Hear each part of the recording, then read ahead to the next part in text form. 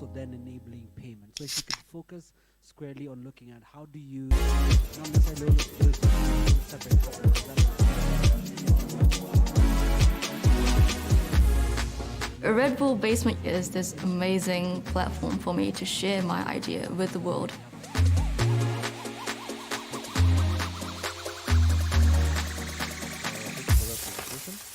So in order to change the world, you need to find people that think like you to make something bigger.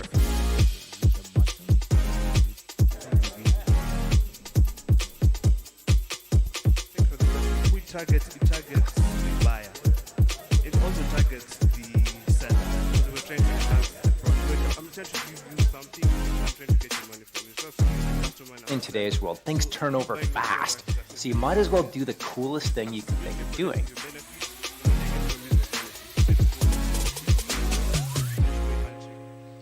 The Trusty Eyes wants to enhance accessibility basically to you, to a visually impaired individual, visually able to by force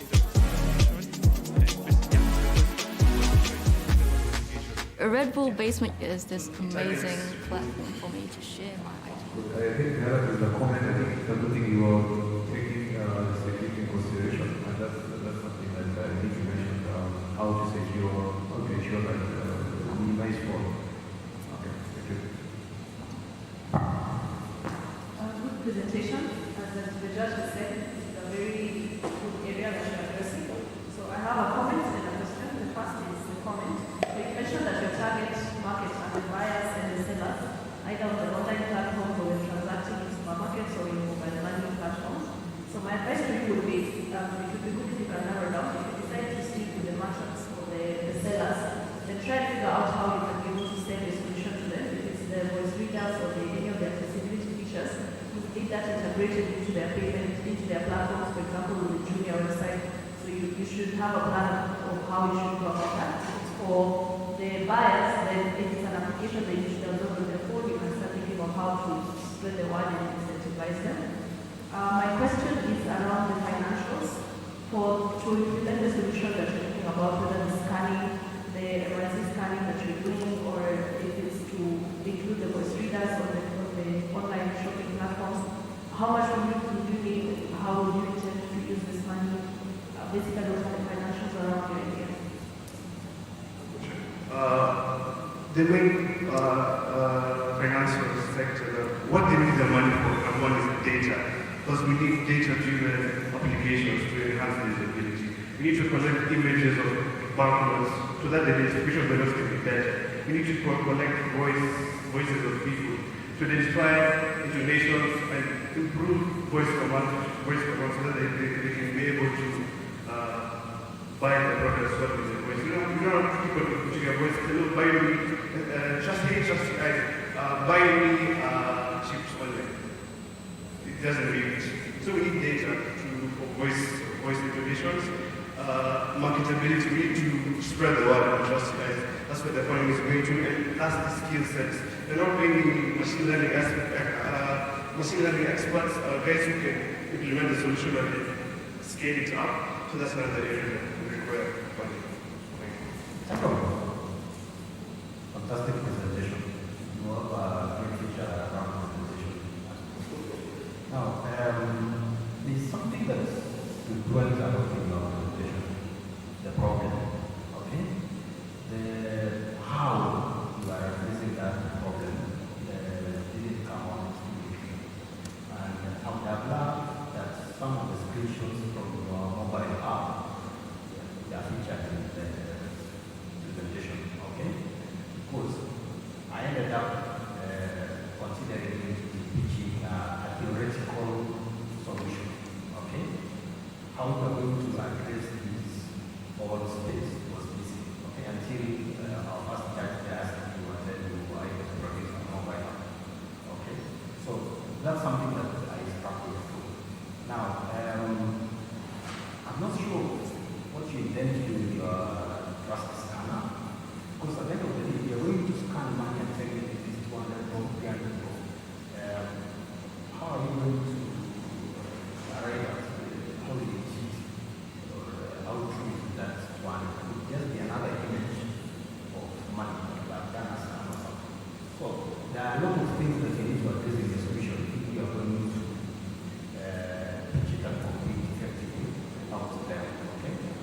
you go into a good industry, however, you are a tree within a forest.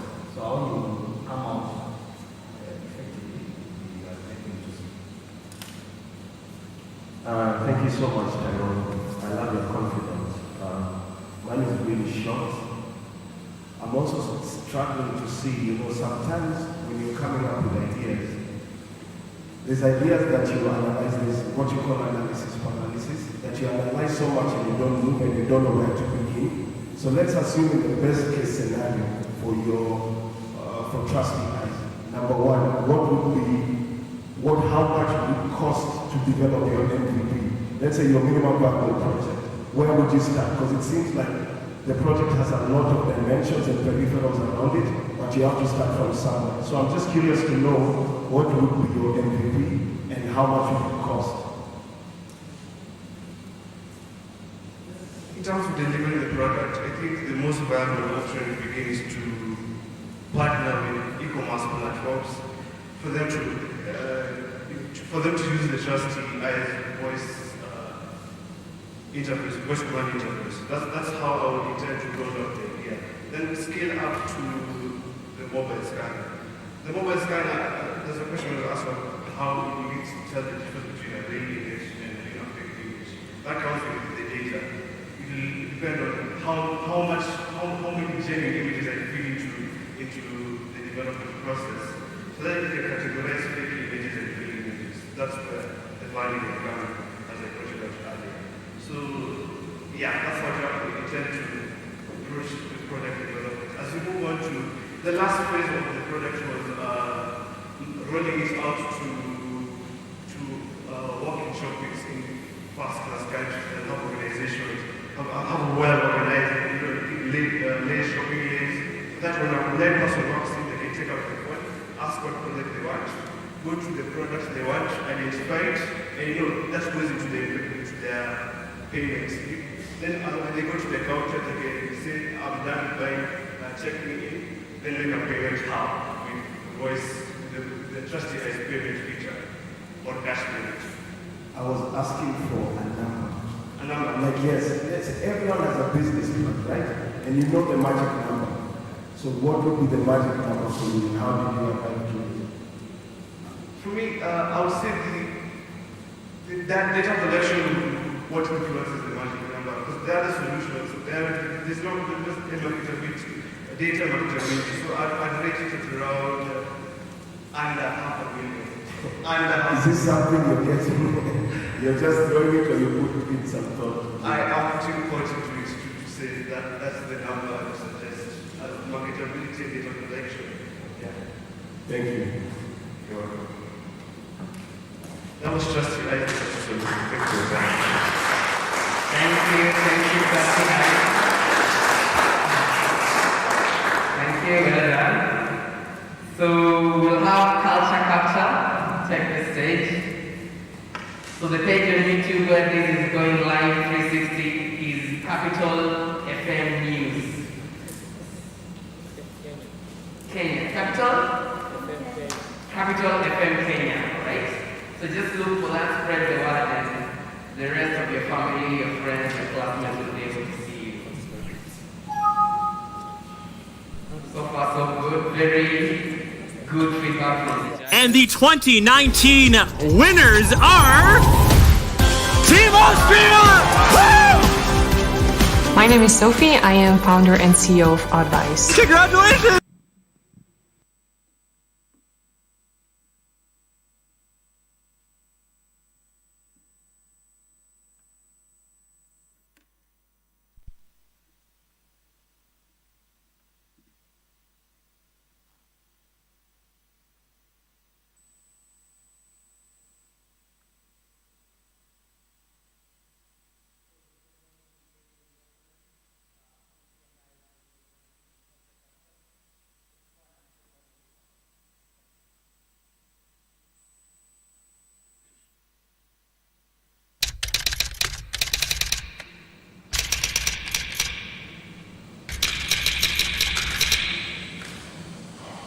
My mother tongue is Kachi and my dad spoke Punjabi.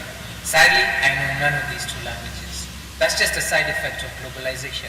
As the world gets smaller and smaller, it becomes more difficult to preserve our unique cultures.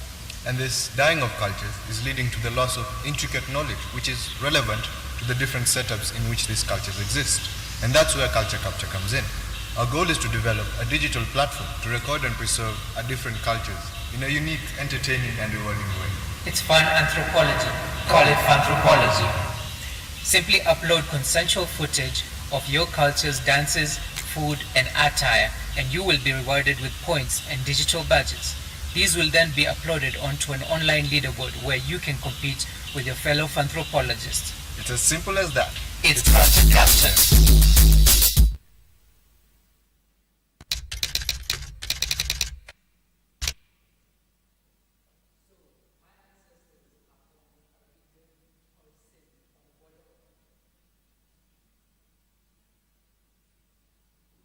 My ancestors are from the Sindh region, which is on the border of Pakistan and India. We moved to Kenya about 100 years ago due to the British Empire's colonial efforts. Generation by generation, we lost a bit of our heritage, eventually leading me to be raised in an English-speaking household. So here I am at the age of 24. I don't know my mother tongue and I can't speak my father's language. I am not in touch with my roots at all. And this problem is not unique to me. Millions of immigrants around the world face the same problem. And by immigrant, I mean anyone moving from one cultural area to another. For example, in Kenya, the countryside to Nairobi. Next slide, please. To put this into perspective, 16 out of 42 of Kenya's languages are at risk of disappearing, particularly the Elmoro tribe, which only has 1,104 people. It is estimated that 50 to 90% of the world's languages are set to disappear within the next 100 years. So a language is inherently tied to its culture. It defines a culture. So what are these culture-based losses that we stand to lose? Oral history. Most of these minority tribes transfer their history through oral methods. It tells where a tribe has come from, where a culture has come from, where it's going. We also stand to lose environmental knowledge, such as medicinal plants on how to treat certain diseases. Furthermore, we also stand to lose the music and art, which is the primary way these tribes express themselves.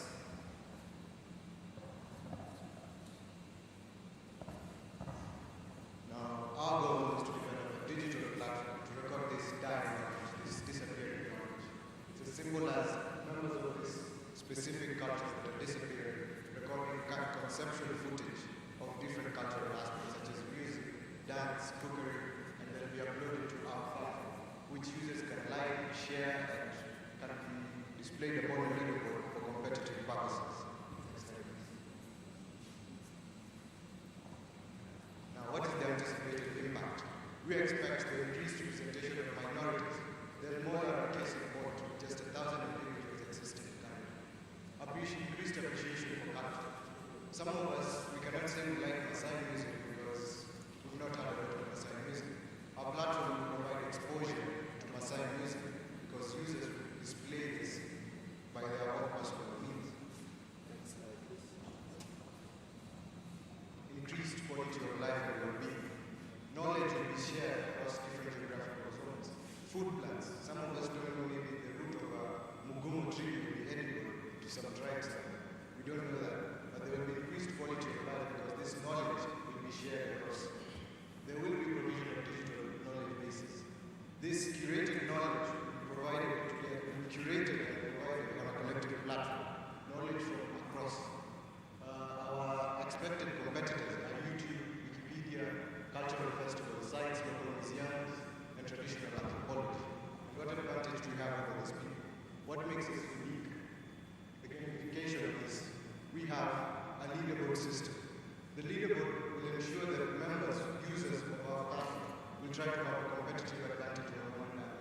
It will make this fun and an educative process. Subjectiveness. Our platform is subjective rather than objective. There is no social or scientific spectrum to define culture. Some focus on medicine, some focus on their food, some focus on their culture, on their attire.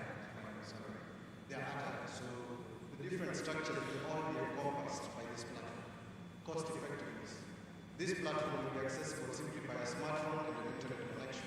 That is all that is necessary. Continuous engagement. Traditional anthropology teams, they are time-defined.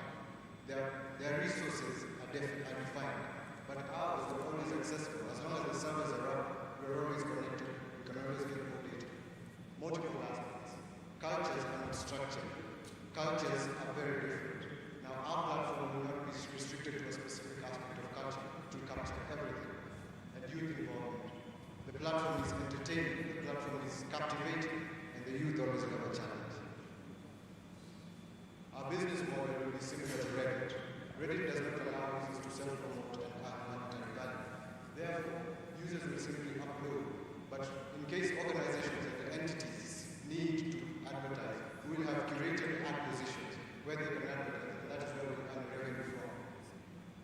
Next slide, please. So we have implemented a 3-year plan for our project in order to be successful. On our first year, we were able to have a functional web app in terms of the front end and the back end. We also plan to host this project on Amazon Web Service, which is our choice. Furthermore, we implement system testing in-house to make sure all the components work together. In the second year, we do user testing in a limited stage rollout, beta testing, so that we'll be able to test it with actual users. And then within the end of the second year, we'll have a public rollout, so now it will be available to the general public. In our third year, we'll be able to have advanced machine learning-based moderation in order to avoid trolls and pornography that often is the case when on online forums, as we'll see that human-based moderation will not be enough in this case. Furthermore, in the third year, we'll have enough users to now approach sponsorships and advertisers in order to get a paying customer. Next slide, please. So if we were to receive the funding from Red Bull, this is what we would use the allocation for. We would use 70% of it, which is $650 to host on Amazon Web Service for a year. We would use 16% or 16,000 shillings to discount our transport, me and Roland's transport to Nairobi garage, which is in Karen. Furthermore, we use 14,000 shillings for the patent filing and creation. Next slide, please. So this is our team. Combined, we have about 8 years of software engineering experience. I personally have entrepreneurial experience, and I founded my own business, which was selling iPhones.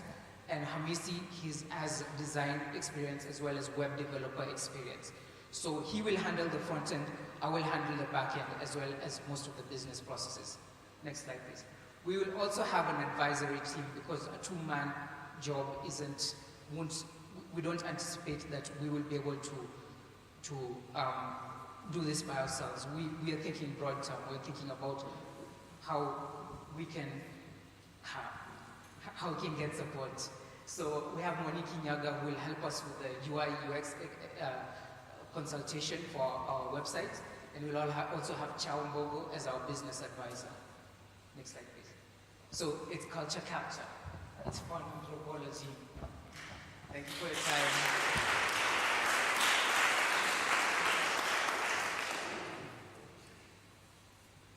Thank you so much. I must say I really loved the presentation, just because I'm also a sucker for creating a dialogue for intercultural and intercultural dialogue. I think this is amazing. It's a really good platform. My question is more of also, I think, to make you understand the wider scope of what culture is. There's not really a cultural owner per se. So when you go back to your slide where you have your competitors, those should be your collaborators. You understand? Because you cannot say you're competing against the National Museum of Kenya. These are the people you add value to what already existed. There are networks that already exist that you need to leverage on. So just for you to understand, change your mindset a bit into looking at it as a very collaborative process and adding value to already existing systems of cultural significance and relevance. That's just one of my points. The second thing is, how do you intend to monetize it? Because you're dealing with IP, intellectual property. These are people that are uploading some of their content for you guys. So is there a monetization model based on that, and how is the IP looking like? So we'll use a similar model to Reddit, Twitter, and any other social media sites. If you go to the terms of service, you can actually see that none of the users that post anything own any of the intellectual property unless it's specifically copyrighted beforehand. So that'll be the same system we use on, similar to YouTube, Reddit and all. Maybe not YouTube, but Reddit, where what the users post will not technically be owned by them unless explicitly said for about before. So the users and the sponsorships and advertisers will be two separate accounts, and we will make it clear what is a sponsorship and what's an advertisement and what is a user post. And we'll now integrate, like let's say if somebody posts a video of his cultural food, let's say it's Ethiopian, he posts a video of mitmita, odoro what, I don't know if you guys like Ethiopian food. So we'll have a banner on top saying, okay, you can go to Abyssinia restaurant in this area. So now Abyssinia restaurant will pay us for a spot over there, and it'll be completely different from what the users post. And in terms of intellectual property, this has been done before, and we will just adopt the same models that have been used by the social medias. Great solution, guys. I think this is what we really mean by what we are looking for as a investment. My only challenge with your solution, Google just want a solution similar to what you are trying to address. Okay, I think you may want to look at it. That way you don't find yourselves irrelevant. It's just a computer, and you will be ahead. Okay, so just be very specific in what you are addressing. Secondly, I think you have quite a wide scope, okay, in terms of what you can actually address and come out strong. Okay, you've done a fantastic thing to go in such a line.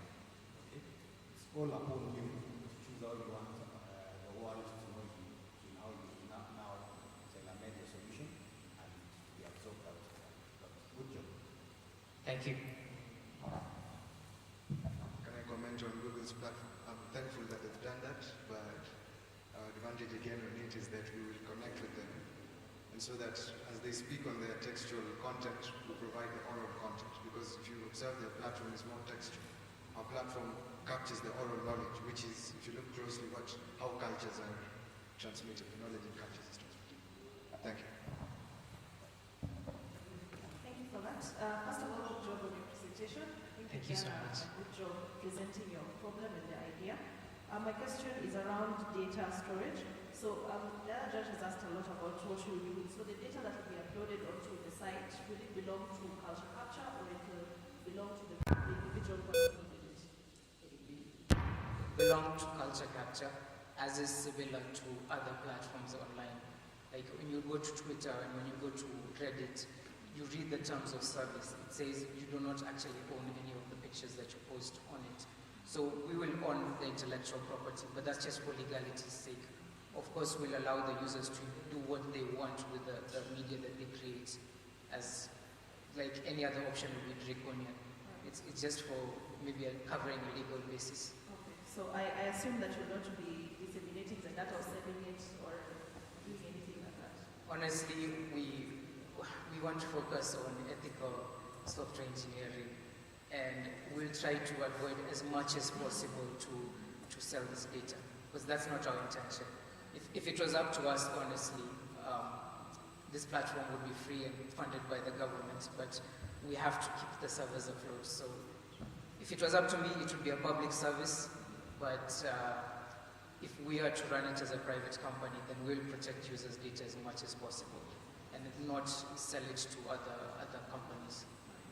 The final one is on data retention. So if I upload a video to the site, for how many years or how many days will it continue to stay up on the site? And then what's the policy around if I need to remove something that I had previously uploaded? So we will keep it as long as possible. So as long as the platform is running, we will keep that video online. Unless the user invokes the right to be forgotten, We'll also be complying with the GDPR, which is in Europe, and the recently implemented Kenya Data Protection Act.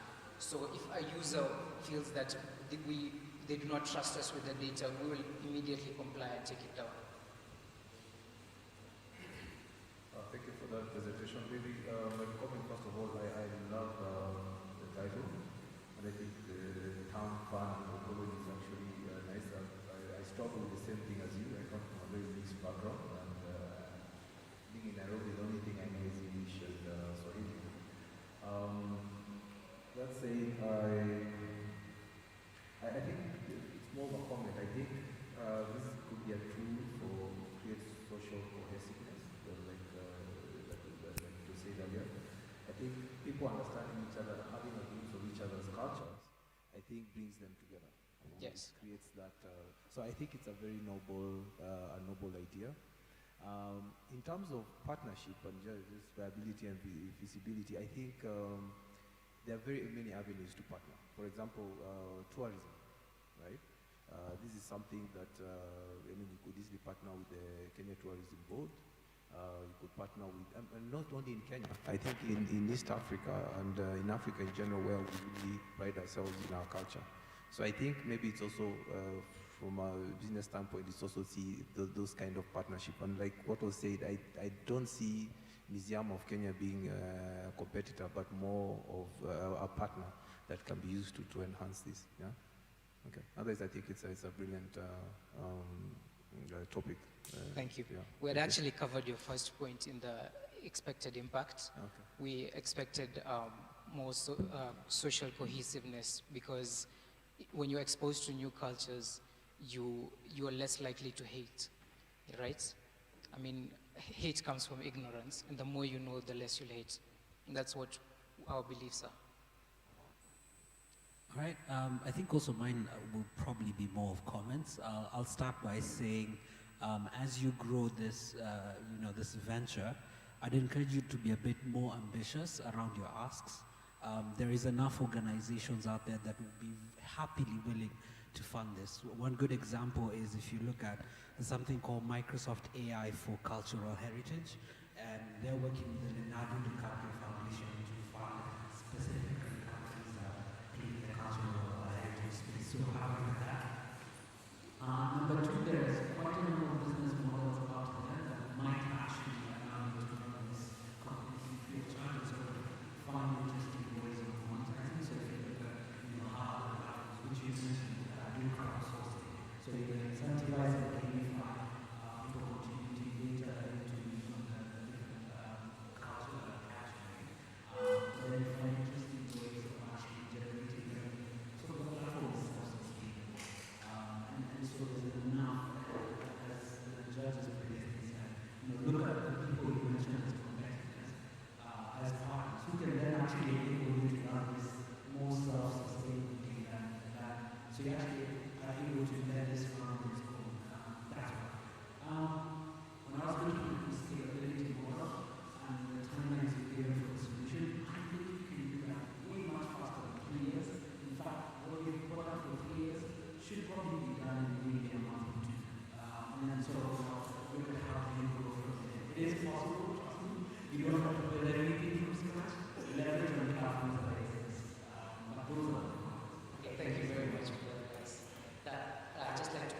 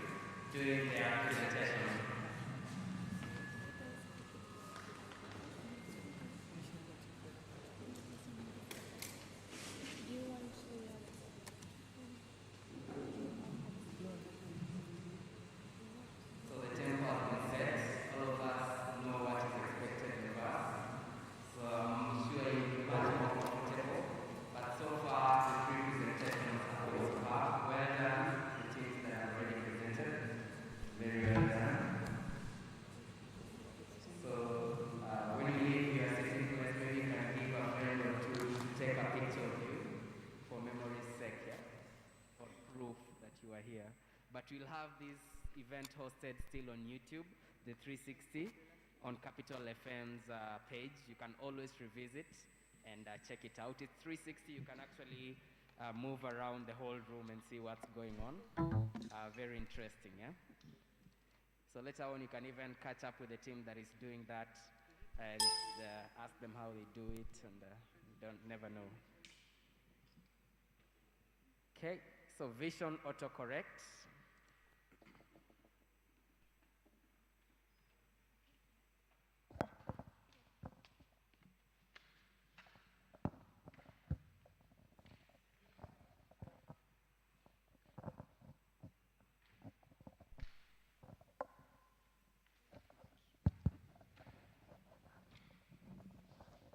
Good morning, everyone. So our project is titled Vision Autocorrect. I'm Khushi Gupta and my colleague Jeet Gohil. So we are representing USIU. This is the video we prepared. Are you facing difficulties in reading? How about this now? Is it now better? October is Eye Injury Prevention Month. What are you doing to prevent your eyes from injury every day? An average teen spends 7 hours and 22 minutes on a screen, and with the pandemic in effect, this number has increased drastically. Staring at the screen for long hours results in eye strain and other eye-related issues. Eye strain is indiscriminate and can impact anyone regardless of age, race, or gender. Nowadays, many students do not realize that they are squinting their eyes, which leads to discomfort in the eyes in the long run. What if the computer could detect changes in your facial expression and adjust the screen automatically, therefore avoiding eye strain? While squinting, pupils get smaller, the eyelids pull together, and the edges of the eyelids fold.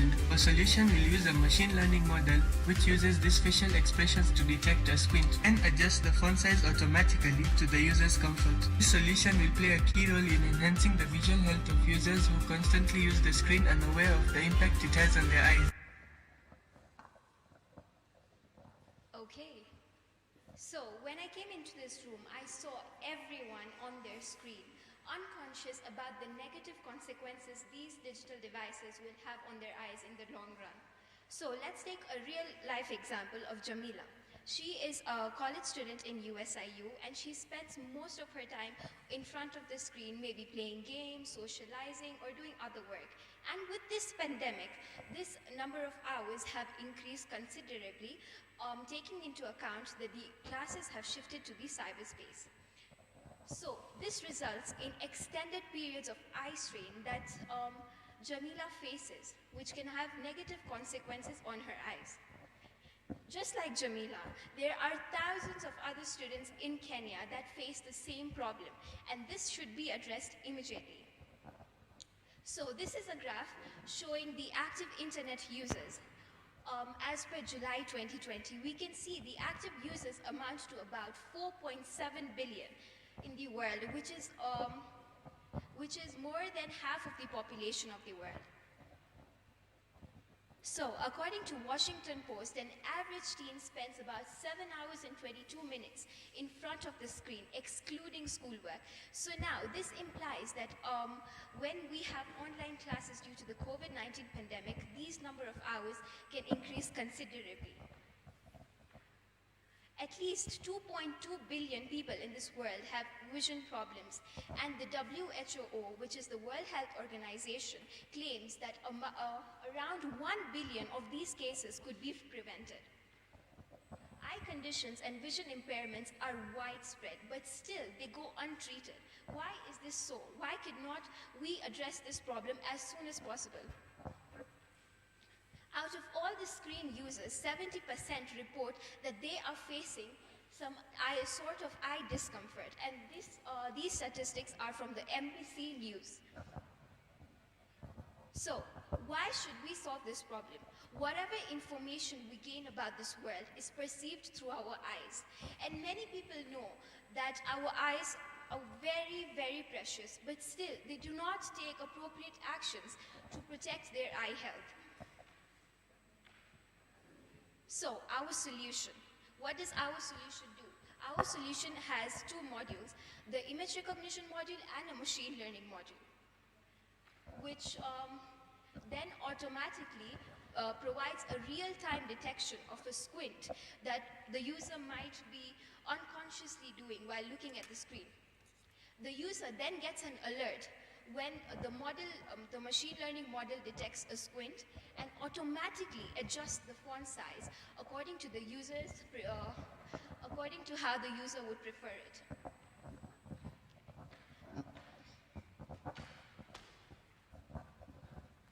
Thank you, Kushi. We will now talk about the impact of our solution. So, who is it for? It is for designers.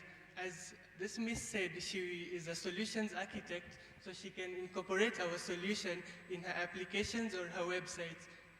It is also for students. For students, it helps reduce eye strain. How are we impacting? Our solution is a game changer with real-time and automatic technology. What is the impact we are aiming to achieve? Our impact is that it drastically reduces eye strain. So this is our progress so far. In the screen, you can see myself squinting and the application correctly recognizing the squint. So our machine learning algorithm is trained using open source tools which are at no cost, so our solution is very cheap to produce. So since Red Bull is giving us approximately 1 month to develop our prototype, here is our time frame. So in the first week, we intend to develop the machine learning module. In the second week, we will develop the prototype. In the third week, we will integrate these two modules. And lastly, we will write a documentation. So what do we want to do in terms of scalability? So we want our solution to be used by everyone, despite their race, age, gender, or profession. We also want to improve our application to detect the posture, the distance from the computer, and the height of the computer. And lastly, for adjustments, we want to improve the color contrast and the brightness of the computer as per the user's preference. So how can you help us? Well, there are many ways you can help us. Firstly, being mentorship. Red Bull can provide us with mentors which can help us improve our project and give us guidance on the best industry practices. Red Bull can also help us network our solution. Red Bull can also provide us with a workspace where we can develop our prototype. And lastly, marketing. Red Bull, being a multinational, can help us market our project in the world. So, what are the innovative aspects of our solution? We'll determine this by comparing the existing solutions with our solution. So the first one is using spectacles, which is a traditional method of reducing eye strain. But our solution is a preventative mechanism,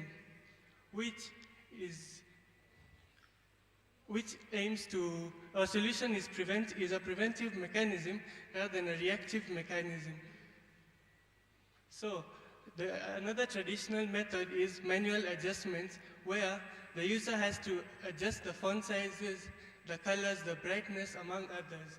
But our solution is automatic, is autonomous, where the computer can automatically detect a squint and adjust the screen for the best viewing. Thank you. We now accept any questions.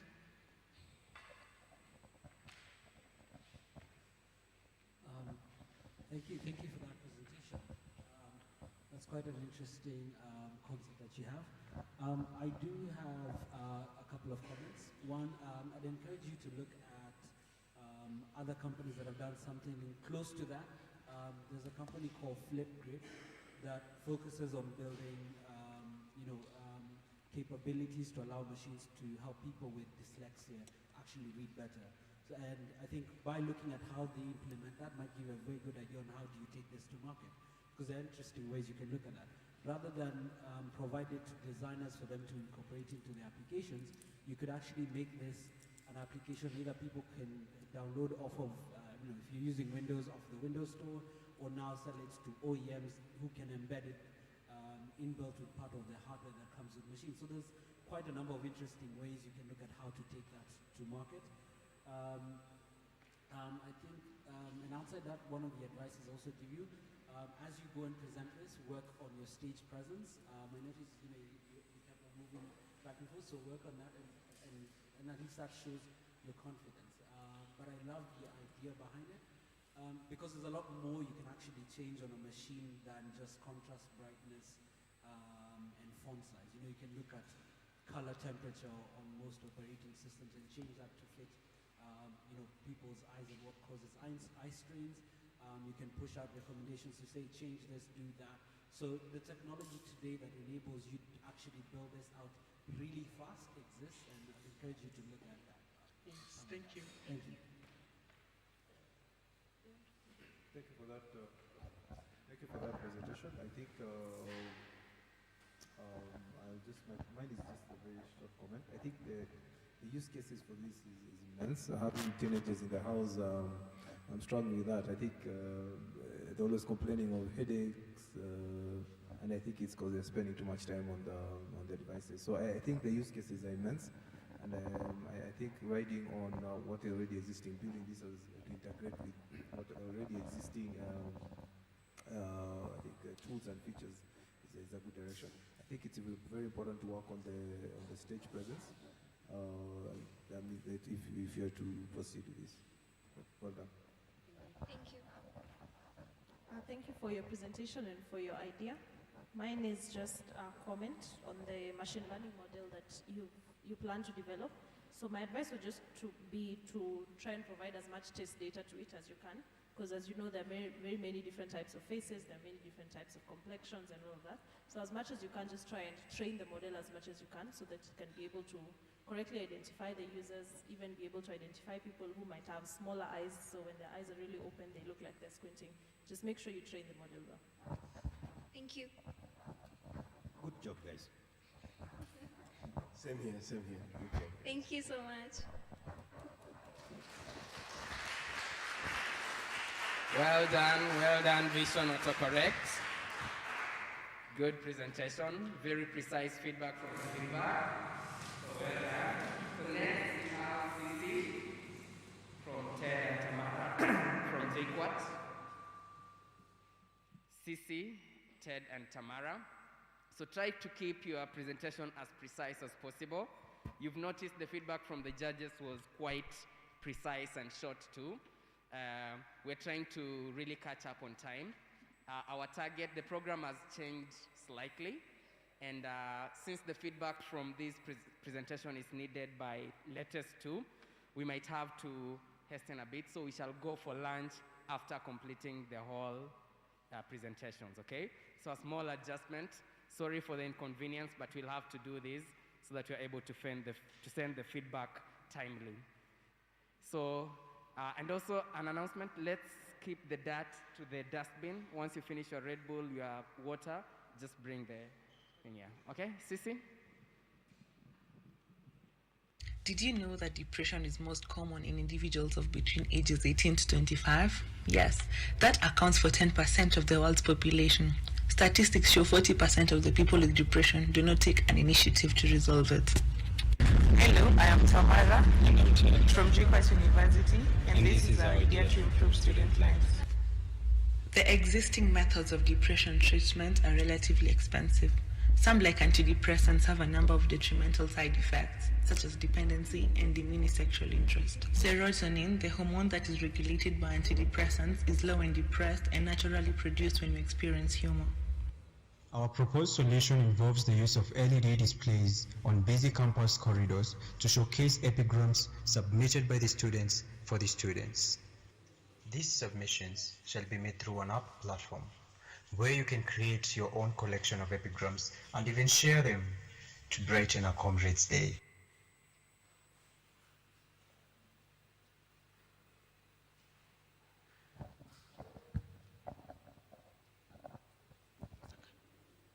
Good morning, I'm Tamara. And I'm Ted. From JQuat. Did you know that one person in every 40 seconds commits suicide? In fact, in India, one student commits suicide every 1 hour. This happens despite the fact that we have existing methods of curbing depression, and depression is still on the rise. And why is this so? The existing methods of curbing depression, such as antidepressants, have some detrimental side effects, such one has to take them regularly for a period of about 6 weeks. And to avoid relapse, one has to take them for about 6 to 12 months, or even more. And increased levels of serotonin, which is produced by this medication, can lead to decreased arousal. Serotonin is basically the chemical that is produced. It's chemically the chemical that is produced in the brain to regulate a person's mood. For the mental health apps, it's causes of a reliance due to the focus of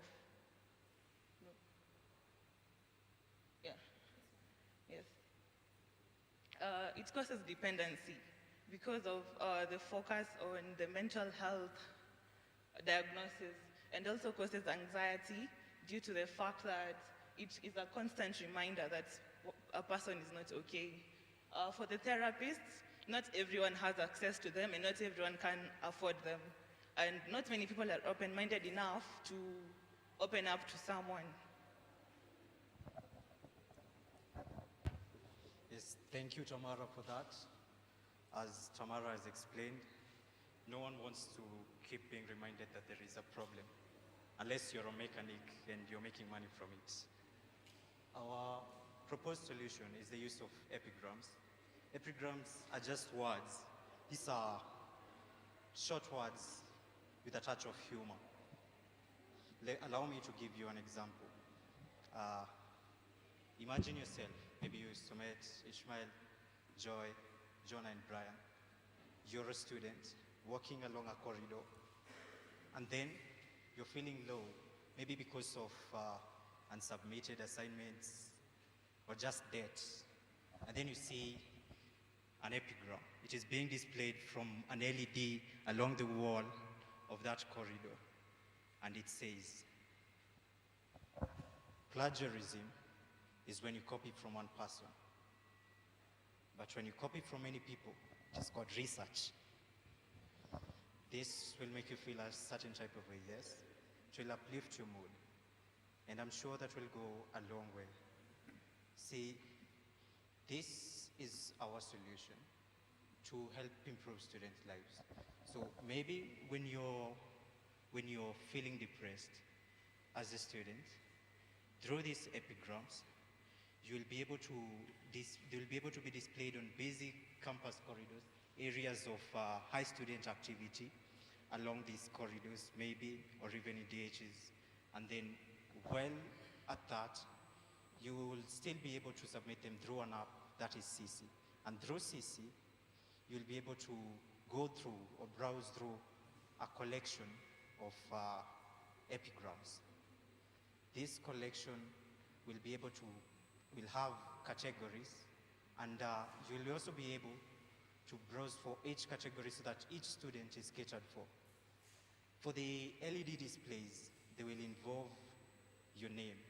You submit yours, your own epigram, together with your name. Everyone likes to see their name somewhere, knowing that it is making impact. So, why humor, you might ask? Research has proven that humor is able to cause stress relief, and it is able to increase productivity by 23%. Why, you may ask? This is because when you are depressed, serotonin is low. Serotonin is a chemical that is regulated by the brain, and this chemical is low when you're depressed, but it is released when you laugh, when you experience humor. Just experiencing this will able to improve your mood, just as you saw right now, and you'll be able to see that through this, instead of using these expensive methods, just as Tamara explained, antidepressants, they also use that serotonin. Actually, antidepressants try to raise that serotonin that is released when you laugh, but this comes at a cost, at a very big cost. So when you laugh, self-medicating. Our merits, humor is naturally produced by the body, is naturally facilitated by the body for free. Yet its benefits to our mental health is paramount. Humor is a universal language. Everyone can relate to humor. Well, unless you're a robot. It has no side effects. Not really. It has no scientifically proven side effects. Maybe if you crack your ribs. And this is our solution. So why use expensive methods to solve depression when we have a free resource that is common to all under universal language? Why not use it? Thank you.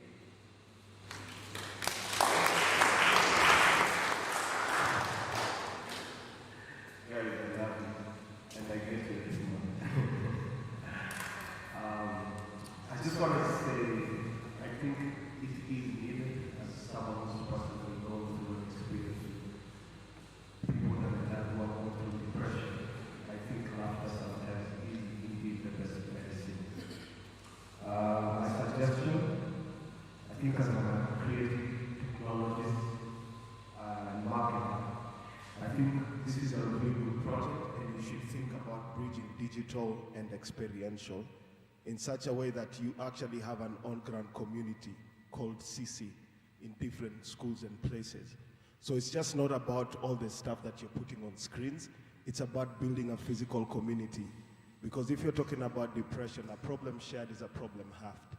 So as much as they're going to share that stuff, they also really want to talk about it. So think about building a vibrant, strong community that can foster a sense of belongingness and togetherness. I think it is something that you should think about. I love the simplicity of your idea and the name. And yeah, good job, guys. And I think in terms of, my only question is in terms of executing. Let's say, for instance, you get the Red Bull money. What are you planning to do with it? Do you have a phase that you want to start with? That wasn't clear. Yeah.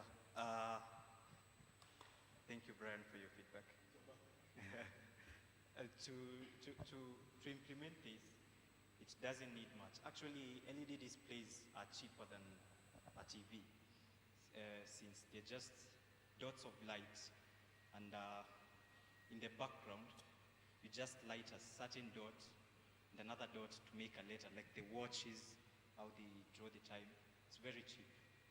So just displaying this, and it won't take your time. You just walk in and you experience that, and you feel better. Quick suggestion would be not to really invest on the screens themselves, because you'll get these schools already have existing infrastructure. So you're more into content creation as opposed to acquisition of the infrastructure. So just think about that. Thank you, Brad. Sisi, Red Bull is looking for somebody to challenge the status quo. I think you've addressed that perfectly. Okay? Yours is what we call simplicity at its best. Okay? And it's beautiful. Something else that I need to understand. Your idea, even Red Bull is not right. They will come to you, advertise the Red Bull somewhere there, as you give us those nice words. Okay? I mean, you have very serious business that okay? Let's go to sleep this up. Right, mine is just a comment. Thank you for the presentation and the idea that you presented to us. I would have appreciated to see your scalability plan, how you plan to implement this in the next 1 year, in the next 2 years, what are the things that you want to achieve by the end of this year, if it's a pilot or a prototype, just think about that.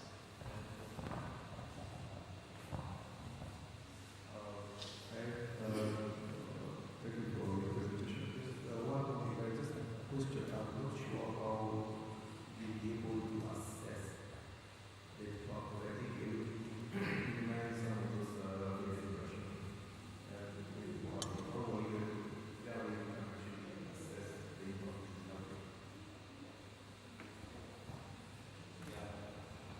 Through the thank you, Ishmael, for your feedback. We plan to assess that through feedback. In the app, you can forward your feedback as a student, and you can use this.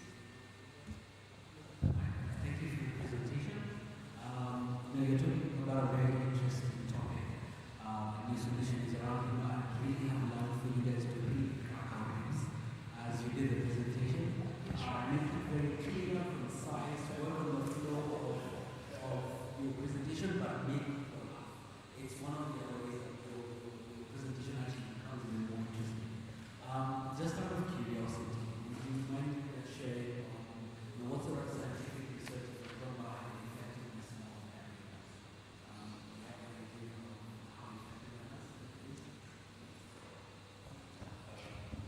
Yes, there is a research, there is an organization that actually studies humor.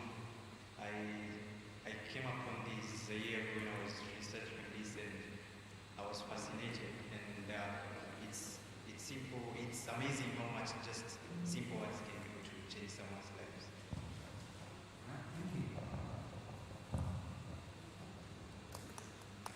And for the same,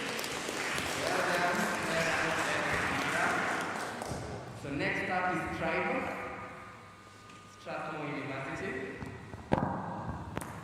So let's welcome them to the stage.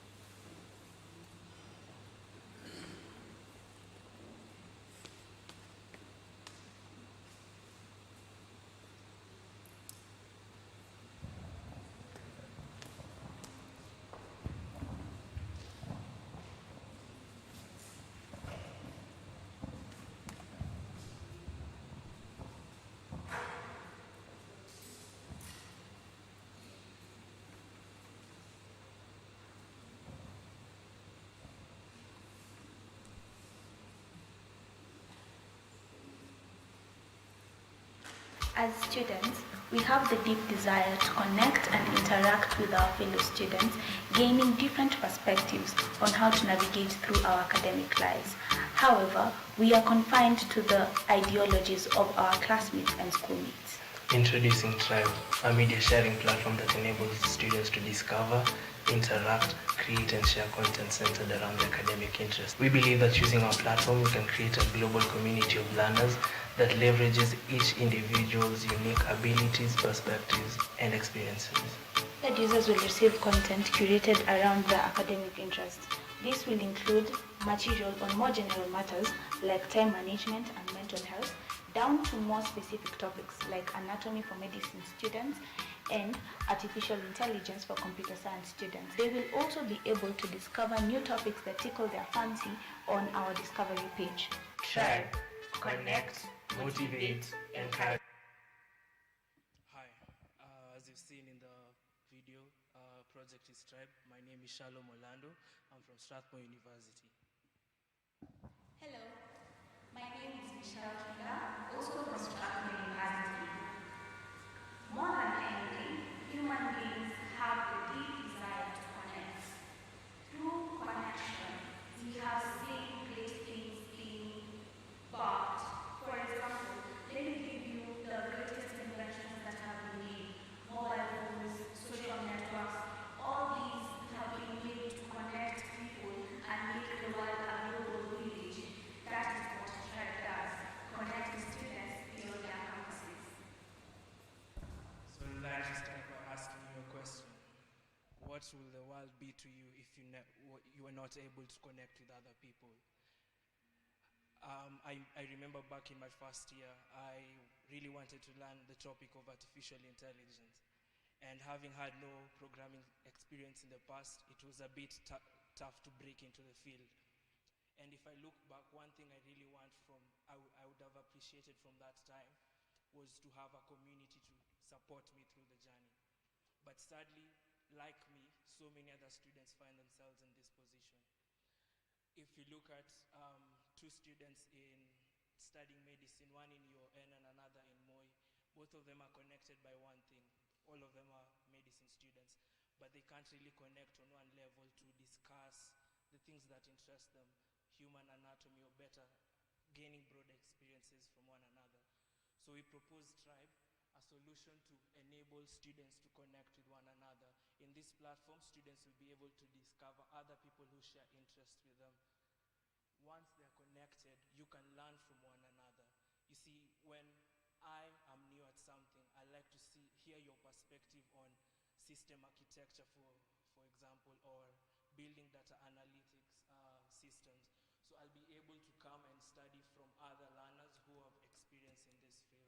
That aside, you'll be allowed to engage and allowed to tailor my experience in learning platform to suit my needs. So on Tribe, we intend to help students to learn more, connect, discover topics, and also tailor the experience, ensuring that they learn what they need and what interests them most.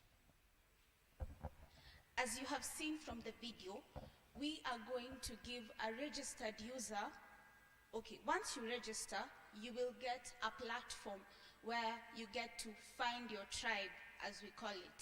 For example, for Shalom, he's interested in artificial intelligence. He will be able to join the artificial intelligence tribe where he can interact with people who have experience in artificial intelligence while interacting with newbies who do not have as much experience, but they are learning just like him.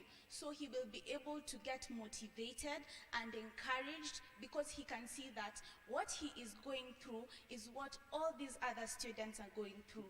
Apart from that, we take care of things such as time management, mental health, financial literacy, which are more broad topics which cut across to all students, such as I am a computer science student, someone else is a medicine student. We both want to learn how to manage our finances while in school. And apart from that, you will also be able to discover new topics. For example, if I have joined the computer graphics tribe, I can be able to discover, for example, graphic design in the discovery page, and I can select it. Our content comes in form of videos, podcast episodes, and articles. Okay, so like she's mentioned, the idea is to expose students to multiple media content. So you could have videos if you fancy videos, you could have articles if that is what you like. You could also listen to podcast episodes if that is what you like. So what do we offer to students? Picture your experience on YouTube. While enjoying, like let's say, someone teaching you a tutorial, an advertisement pops up. So this is somehow takes back from your experience. So we intend to ensure that students enjoy their content without having intrusive ads. And we also present students multiple media forms. So if you like whatever, if it's a video or a podcast episode or an article, you can have that. So how will this impact students? This is a platform for any student to learn deeper on things that they matter, not from another course or enrolling to another course, but from another learner like you. So it's a sustainable project for students. Apart from that, what does it mean to the overall society? As a business person, as a business, you intend to employ people who at least have an understanding of what you do. So because students learn from one another, if you had an internship, you can share that experience to someone else. You'll be able to share this with someone who hasn't stepped into the industry yet. And that means when I step into that industry, I'll be able to, the industry will have people who have some sort of experience that is of value for them. Institutions will also have a good return on the investment, making sure that students who come out of your school can actually market your school well enough. And for the society, by teaching people or by people learning, we can run sustainable development strategies in our nations. So how will this trickle down to users? On our platform, we have two types of users. We have free users and premium users. Free users is where we will be able to run our ads, which will generate money. Also, free users will get limited content in form of only videos and articles. Podcast episodes have been specified only for premium users. And apart from that, free users will only be able to join a maximum of 5 tribes. This is to push them towards joining the premium platform, where they will be able to join unlimited tribes at an affordable cost of 150 Kenyan shillings for 2 months. So We'd like Red Bull support for technical mentorship, business mentorship, and incubation space to develop the project. We believe that through our platform, we can create a global community of learners that leverages each individual's unique abilities, experiences, and perspectives, learning more and becoming better as students. Thank you.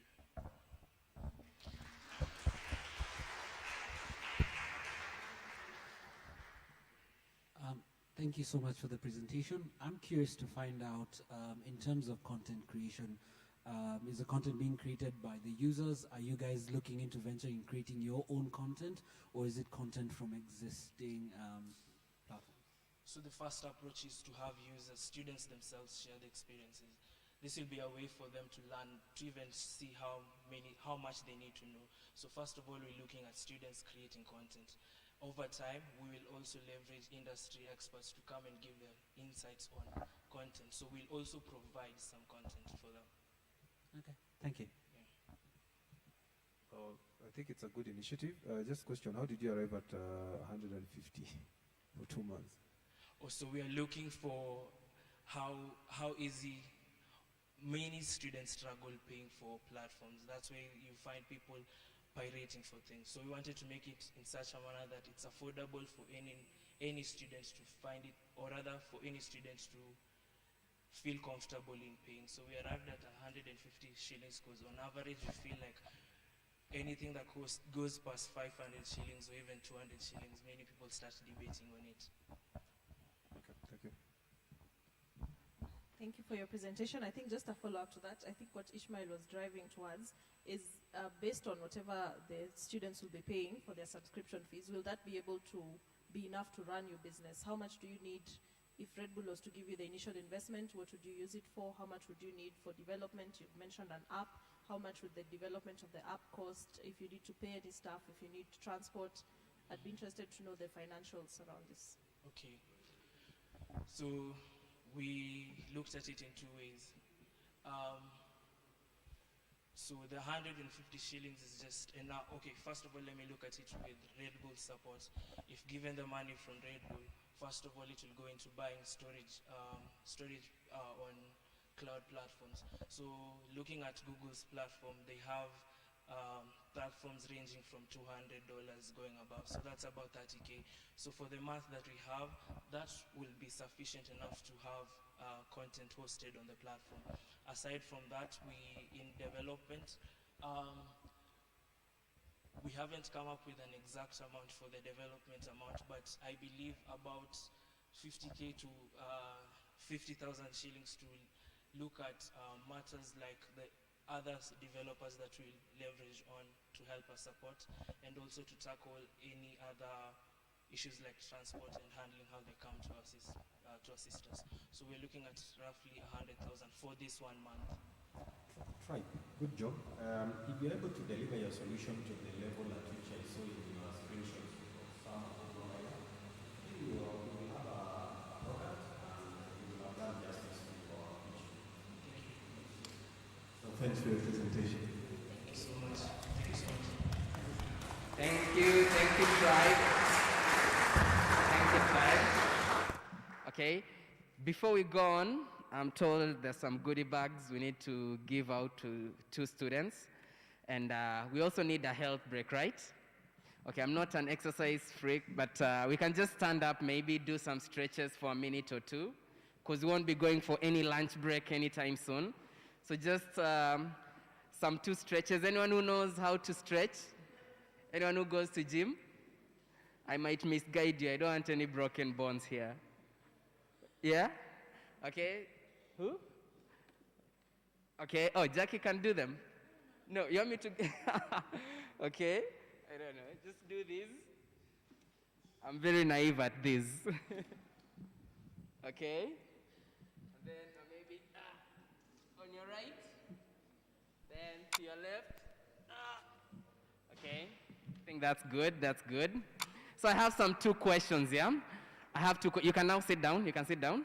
Thank you. Thank you. So some 2 questions.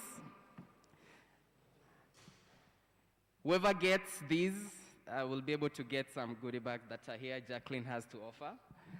So Who can tell me any 3 categories that have featured in this year's Red Bull basement? Yes? Well done. Well done. A clap, a clap. Come, kindly. Well done. Thank you. Number 2 question. Which are the 3 things the judges are looking at today while judging your projects? Yes?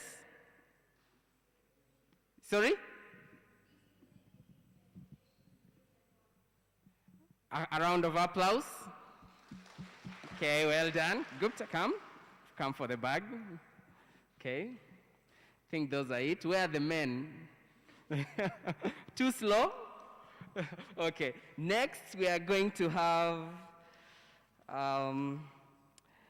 embedded green. Embedded green.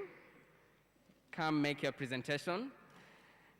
So far, so good. Thank you, judges, for the very precise feedback. That's well done. Thank you, the students, for making very precise presentation. Let's keep that up. 5-6 minutes, pass your point, finish, get the feedback, we move on to the next presentation, okay?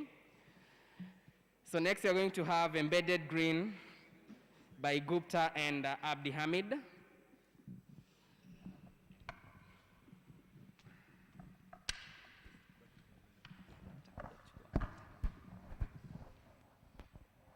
Good morning, everyone, again. So our project is Embedded Green that provides sustainable urban farming for students. I am Khushi Gupta. He's my colleague Abdi Ahmed Ali, and we are representing USIU. This is our video. Ever thought how you will make money for your next meal? This is your answer. 60% of college students run out of money for the end of the semester. Food bills form a significant part of a student's budget. Healthy foods from restaurants are costly and less available. Hence, students opt for junk food. The pandemic has further forced many students to lose their only sources of income. What if a student could grow fresh vegetables, cook affordable healthy meals, and sell the excess for extra income with minimal effort? Many students live in hostels with minimal space for growing crops. This calls for switching to smart and urban farming. To help students who lack the skill of farming, we propose a system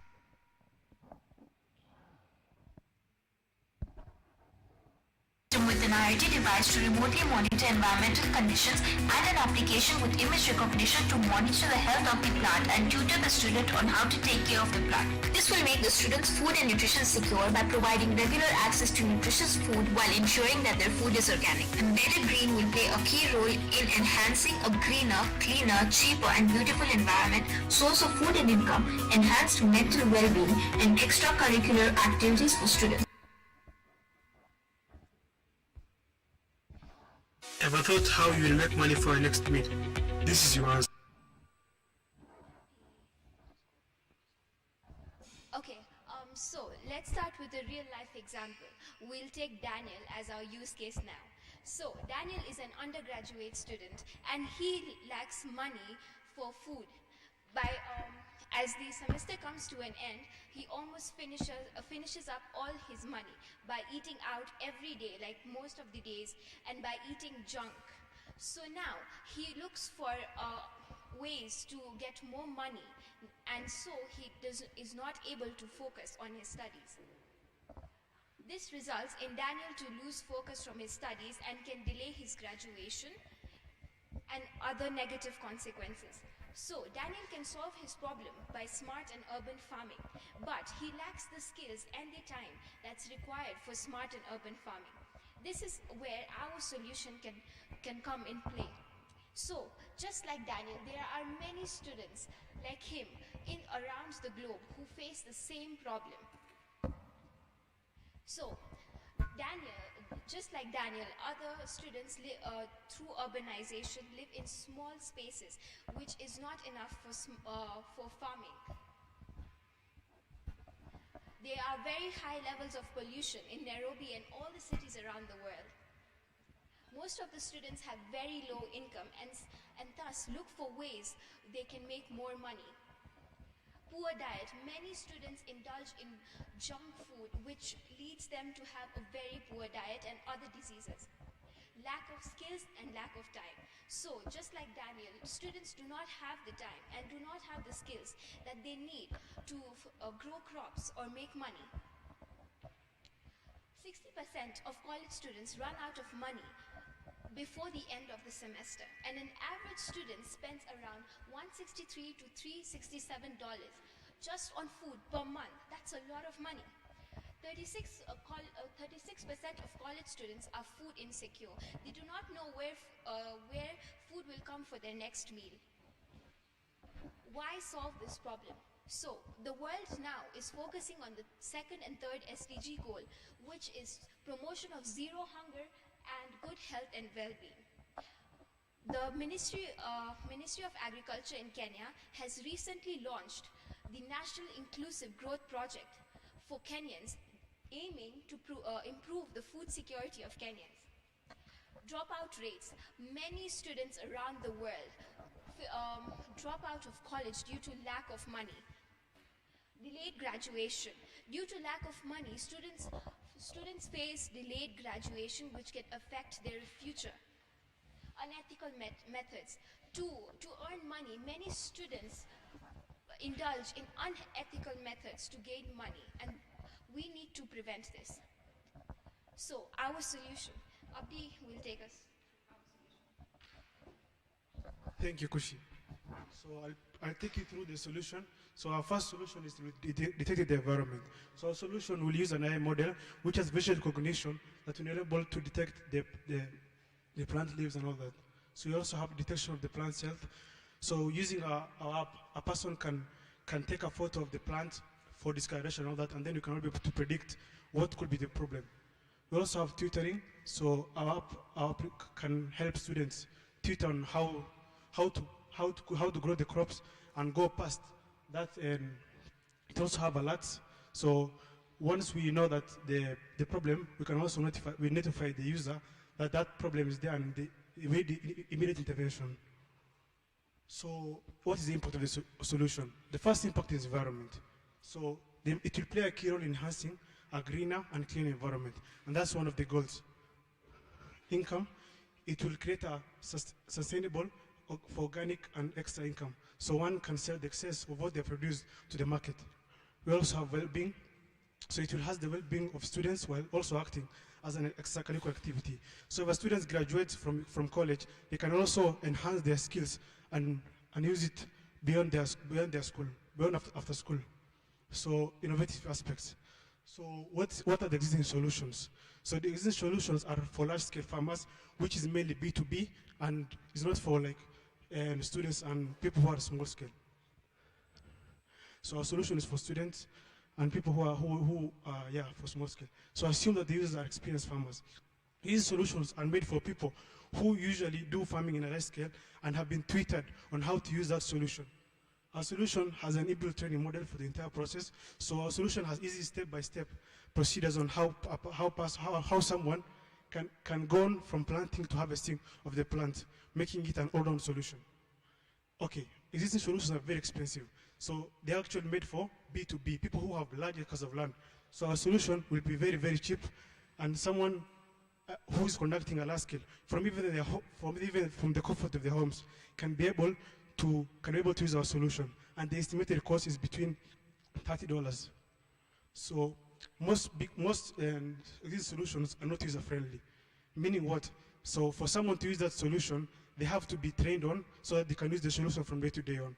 But our solution is simple and easy to use with instructions, and there will be support for any questions using bots. Thank you.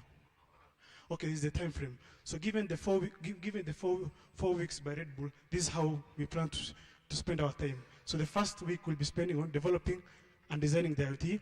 The second week will be developing the machine learning module. So this will be machine learning module plus app, which will utilize the machine learning.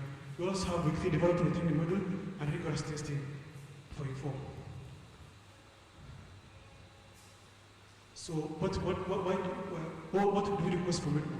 The first request is workspace, where we will work to develop the prototype. The second is mentorship from industry experts to help us improve our project and networking, so that we can form strategic partnership with industry leaders. So scalability. So our solution can be scaled further from urban farmers, such as professionals, and the common day-to-day person. And also the solution will make the solution work for different species of plants. So for now, because we are focusing on a specific set of plants, but as we move forward, we'll be putting more species of plants. So our solution makes solution measure more parameters. For now, we're measuring stuff like soil pH and the levels of water and temperature. But as we move forward, we are thinking of including more and more sensors to measure different parameters. So, this is our solution. As you can see, it's a real thing, and we're still working on it. This is the IoT device in action, actually in a pot that detects how the plant's doing. So thanks. We're open to many questions. I'm sorry, we have to move very fast, but yeah, we are ready for any questions. Thank you so much. Even though you had to move fast, I think you articulated it really well. Good job. I just have two questions real quick. In an urban setting scenario, I'm assuming, and correct me when I'm wrong, I'm assuming you're looking at some scenario of subsistence farming, right? Whereby it's in an urban setting. So the students, whoever your audience is, the students are going to start farming their own food, right? So what is the number one, the space that one requires for this sort of farming? And number two, where do you envision that space in an urban setting, especially in schools? Very good question. So many students, they live in dorms, they have like living hostels, right? So the space we are targeting for now is the balconies and the space around the kitchen. So those small spaces we can have pots, or in our case capsules, where a person can participate in the plant, grow it, then we will provide the IoT device, which will monitor the plants. So on different parameters. So if there's a problem with the plant, for example, installation and all that, a person will go to will open the app, take a photo, and then we give them on measures on how to make the plant be better. Because most people will have plants in the house, but most of the time they go back when they die. So they don't want to be, they lack the skills. So we're coming here, tutoring them, giving them alerts, and all that.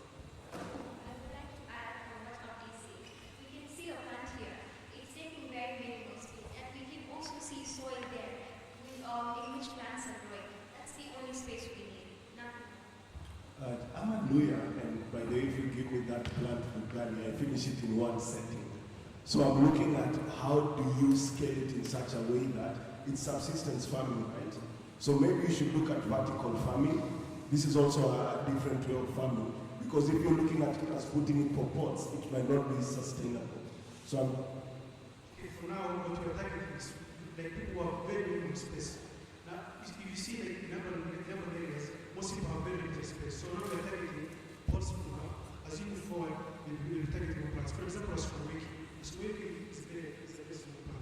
So for example, if our vertical pot, someone at least can plant up to at least 5 square meters. So as person is getting more experience on how to use a specific product, they can scale more and more on the small space now. And if you have seen many partners there, they have balconies which are free. So you can utilize those balconies and all that. Okay, Steve.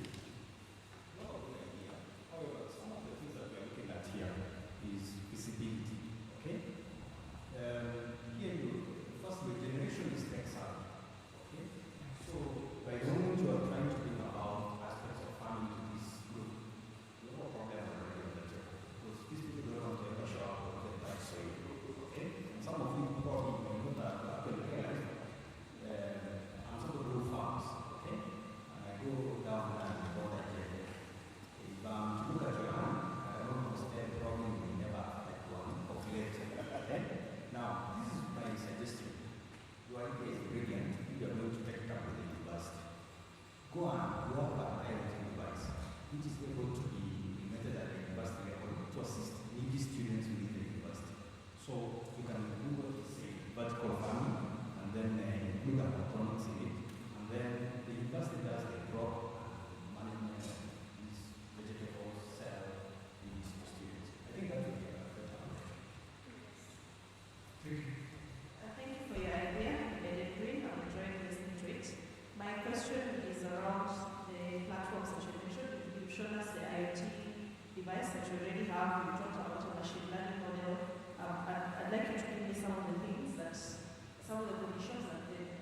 IoT device will be checking for and how you'll be making use of the machine learning model? That's the first question. And then the second is that you also mentioned an app. So mine will just be to advise you to think very clearly on which platforms you want to use and choose the one you want to focus on. Okay. So this is a solution, right? It has a many technologies coming together to work on the problem. So, for example, what I mean by machine learning is visual recognition. For example, if you see a declaration, for example, the leaf, there's a problem there. So how you solve the problem? So one can take their phone on that and take a photo of the product declaration. Then you can be able to know. So what, for example, you can use of the plan. You can already know that this is the reason and this is the reason. So you can go to educate the customer on how to make use of the plan. That's the one. The second part which we talk about is the IoT. So the IoT device is this power to the app. So it will be there monitoring the plants, for example, the temperature. If someone puts a plant in a very and this environment, such as high temperature or even low temperature, the plant will not survive, so it will be dead. So we are measuring the pH, the temperature, the water levels. So as we move forward, we're adding more features or more space to measure more of the plant and more take. Yeah. Thank you. Thank you for that presentation. I think in terms of technology, I think it is solid. We can use IT to modernize agriculture. And I think in terms of providing food, I think it helps. That's one of those technologies. However, I'm having trouble reconciling the problem statement with your solution. So is the problem students not having enough money, or is the problem of them? What's really reconcile those? That's one. Then two, how much time do you think you take to actually do this kind of work? And is that something that students have? Time. The amount of time they take, I imagine it is not like, I imagine it's not one small part. And I imagine if you say it costs $30, $30 are the IoT device. So are we looking at how many IoT devices are we looking to see? Are we looking at one device in every month? Right? Because if you take it outside, I imagine then we need to have it embedded in each port. I imagine that. So I'm trying to see how that will work. To answer the first question, see, most students are living in cash, right? So, and maybe we give them an option on how to really earn money to make their own food, especially the credit. As you know, most people in this world, they are very cautious about everything. And most there are a lot of scams going on, food stampping, GMO. So we try to give people a platform where they can grow food themselves, which will help. That's the one. So a person can sell the excess for us to make it. That's how they make all this kind of. So to answer the question, so let's say you have a set of community costs. So you can use that one IoT device to measure different set of drugs. But in your app, you look at profile of the drugs you have and how they measure one less diabetes specific. So you can use one device to make drugs. So it's feasible. I think that's it. Any questions? I think just to echo what the judges have said, I think there's a bit of a mismatch between the solution that you offer and the target audience. So you're looking at how do you get the student to be self-sustainable, or you're giving them a solution that will end up turning them more into an advanced farmer rather than them focusing back on the student. And even if you look at the IIT solution, I think that your target audience would be rather farmers, or as one of the judges said, the institution rather than the student. And also just the second comment is, and this sort of applies to everyone else, I think for your product, you have a bit of a more focus on the technology rather than the viability of the product. So that's encouraged for everyone else in the room. Most of the time, you want to make sure that it makes business sense, it makes, it's sustainable, rather than focus on IoT technology. I mean, if you tell a social sciences student, oh, there's this IoT technology and blah, blah, blah, and you have this dashboard and app, they can get easily lost. But you want to make it as simple as you communicate it, especially for your solution. Make it clear for somebody who's non-technical on how they can get the solution, and don't focus too deep into, we're using IoT sensors, we're doing all these things. Reduce the focus on technology and look at more the viability of the project. Thank you. Okay, thank you. Okay, well done, Embedded Green. A hand for them. Okay, thank you. The 8th presentation is Livey Connect from the 2 ladies. Let's give them a hand as they go on stage. Thank you. So after Livey Connect, we shall be having Bonga for the Deaf from Steve Strathmore. Then after that, Lipa Chap Chap, you'll be next after Steve, okay? So I'm going around collecting the remaining presentations that I hadn't collected before. So Livey Connect, you are live.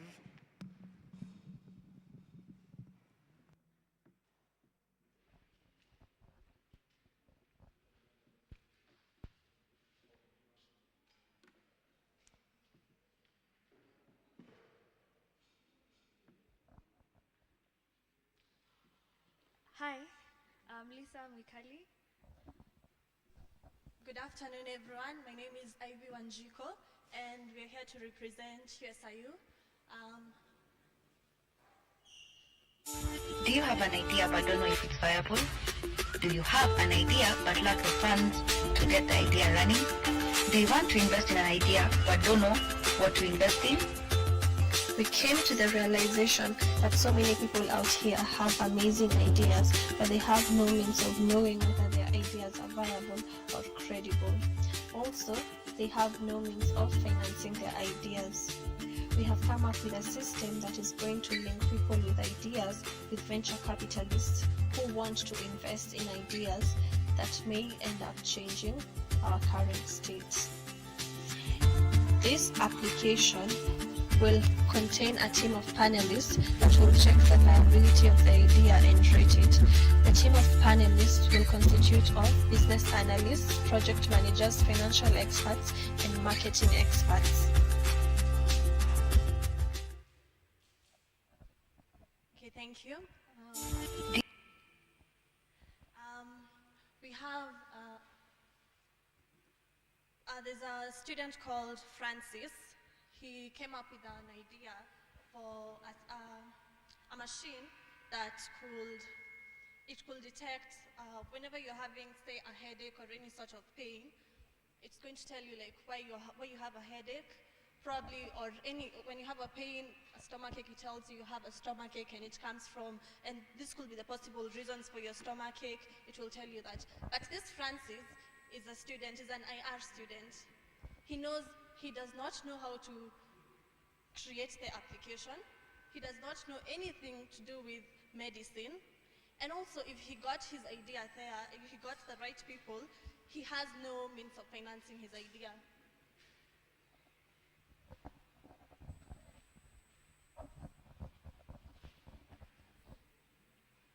So these are the problems that we realize are there.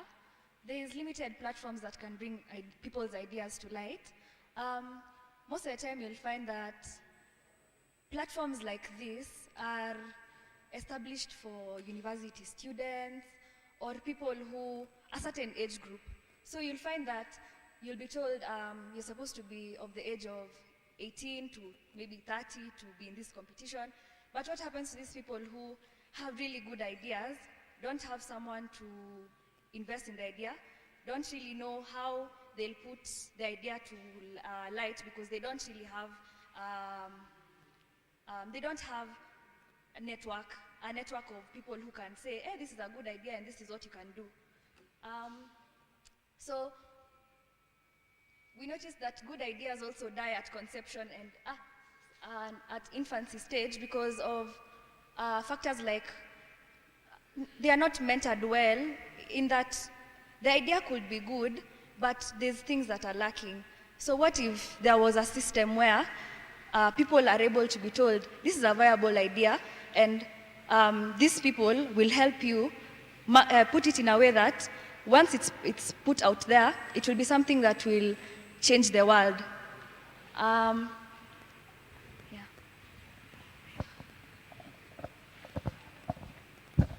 So how do we help someone like Francis? How do we help, for example, all those other competitors? There are 85 ideas for Red Bull. What about the 70 others? How do we get them out there? Does it mean that their ideas are dead? We want to come up with a platform where people can put their ideas there, and we'll have panelists. We'll have panelists who will advise them. This is how you should work on your idea to improve it financially. And also, these are the kind of people you should look for in order to help your idea. And also, we want a platform that's going to remove this whole thing of restrictions, because there are people who are 13 years old and they have really good ideas, but honestly, there are people who won't invest in 13-year-olds because they're like, this person is too small, but the idea that this person has is really good. And also, the rate of unemployment that is currently in Kenya is too high. Honestly, if we could look at how brilliant the youth are and invest in them, it will really come a long way in giving the youth jobs.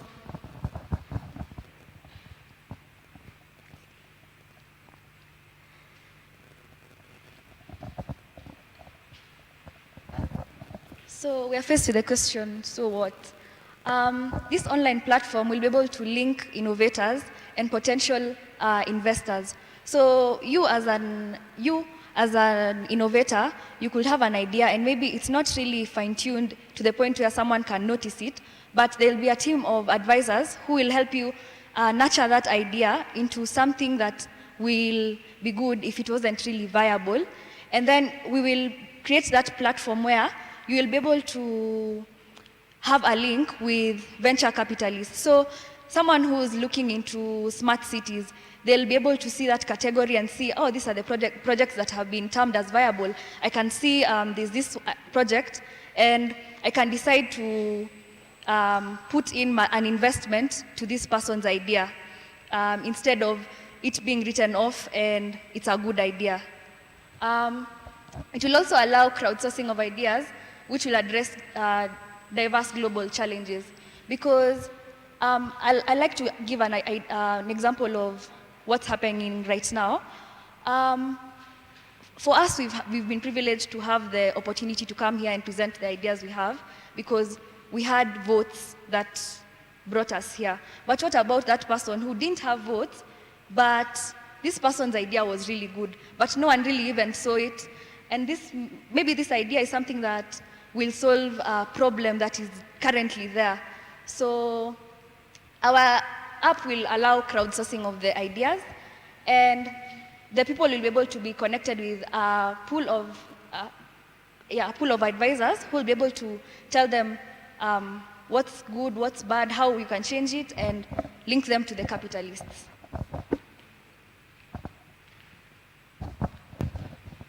Then after we've come up with this solution, what next? We're going to increase the access to funding, because now we'll be able, the capital ventures, or whenever someone is an investor, they'll have a place where okay, so I want to invest in such and such kinds of ideas, where will I look? And they'll be able to go to Lively Connect, where they'll see the ideas where they can invest in, like the categories, because if someone wants to invest in smart cities or agriculture, they'll be like, this is where I want this category of ideas. And eventually it's going to improve employment. It's going to create employment opportunities for the youth. And it's going to, because if there are many innovations that have been invested in Kenya, it's going to improve the economy. But I'm not looking at it just at Kenya, because we could invest, this is not going to be a platform that's just going to be in Kenya locally. It's going to be a platform that even someone who's in India, they can look, if they want to invest, they can look at it. So it could help us to get money as Kenyans. And also it's going to improve, if we invest in ideas, it's going to improve our chances to react to changes. Like if someone came up with with a way to solve coronavirus, like how to curb it completely. It's going to change it's going to change how we react to certain changes in the world, or how we are going to survive with coronavirus. If someone comes up with such an idea.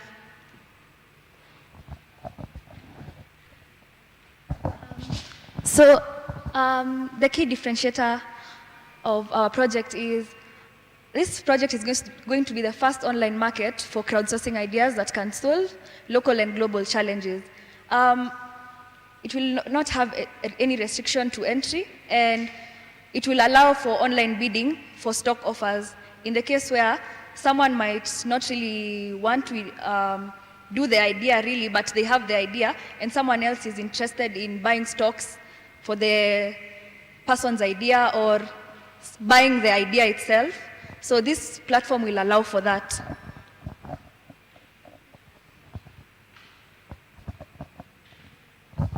How do you find out that our project has worked? How do you find out that Levy Connect has worked?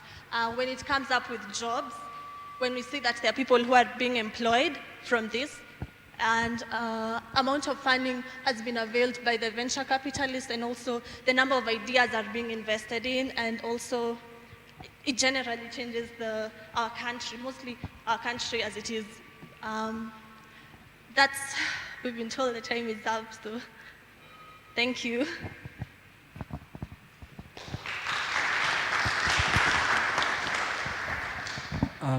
First of all, let me thank you for your presentation. I do have and I love the fact that you're trying to disrupt everyone on this panel, because literally disrupt us. But anyways, the first statement I'd say is an idea in someone's head is as good as a candy in my pocket. Unless I remove it from my pocket, you won't know what I have. So unless you get people to actually do something about the ideas, then that would make sense.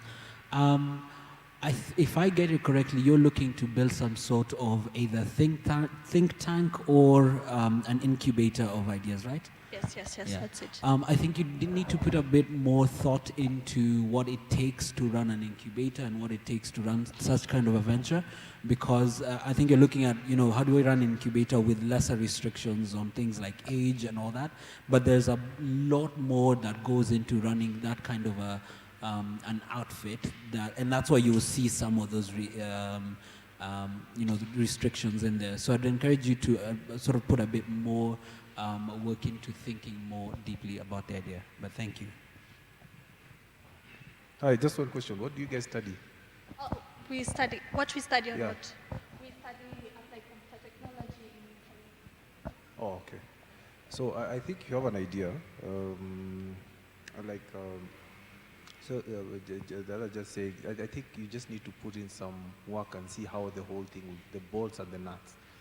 But in terms of impact, I think it would provide a platform where people would be able to look for funding. And I think that's true. There is a gap there where we are seeing venture capitalists and young innovators not having a platform to be able to connect. So I think it's a viable idea. I just think you need to put some more work into it. Yeah. Thank you for your idea. I would like to commend you because I feel like you've actually identified a need that is there in the market, and if you're able to execute this well, then you'll have met that need. I'd also like you to think around what would be the intellectual property rights around the ideas that will be uploaded onto your platform. How do you prevent people from stealing or from duplicating ideas that have been submitted to you? And how do you plan to just protect the rights of the ideas that will be submitted? Livy, good job. You looked a little bit tense from my view. The only thing that probably I'll just give you is you're trying to enter into a space that you could easily get competitors. So what's your differentiator, okay, that we can actually see that you guys are trying to solve? Thank you. No, I just want to thank you for your time. You're a really brave girl, so thank you. Thank you, Livy Connect. A hand of appreciation to them. Thank you. You realized we are really hurrying the presentations. So bonga for the deaf. try to make your presentation as precise as possible, okay? Especially if you're a team, try to coordinate very well, very quickly. I believe you have the synergy it takes to finish it quick so that we go on to the feedback and move on. So bonga for the deaf, Steve from Strathmore. Let's give him a round of applause. Okay, thank you. So kindly, when I indicate the timing behind here, try to go that extra speed so that you're not caught up with the time. Huh? Sorry to the previous group, but we had to cut it. Thank you.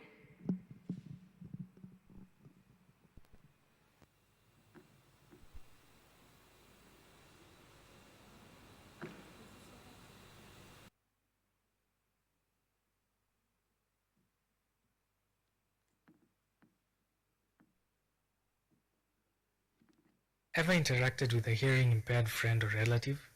How did that go? Let's take John for example. John wanted to make a new friend today and approached Jane to start a conversation.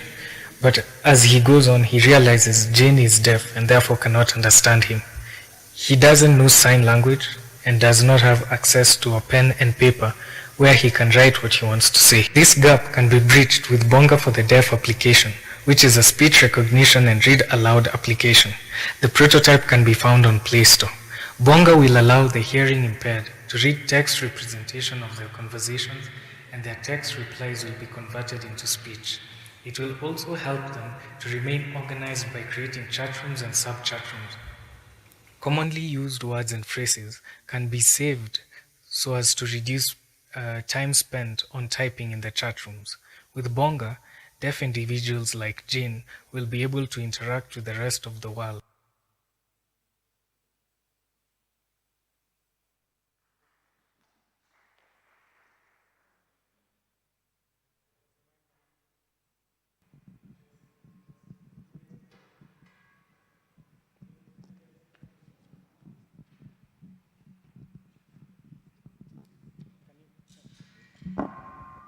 Yes. So, afternoon, everyone. So my application is called Bonga for the Deaf because every voice deserves to be heard. So according to WHO, there are currently 466 million deaf individuals in the world. This number is set to hit 900 million by 2050. Next, please. So the first problem we have is that the deaf are isolated. What do I mean by this? Well, according to George Gashanja, who is part of the Kenya Society for the Deaf, he said at primary level and at secondary level, like the deaf individuals need to be kind of like isolated into their own schools because the teachers are trained and there they can learn a lot.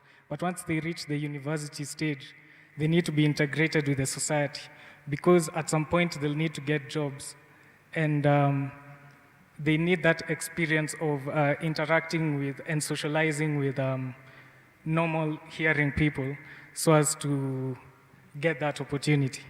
Next slide. Oh. So the current methods are quite inefficient or expensive.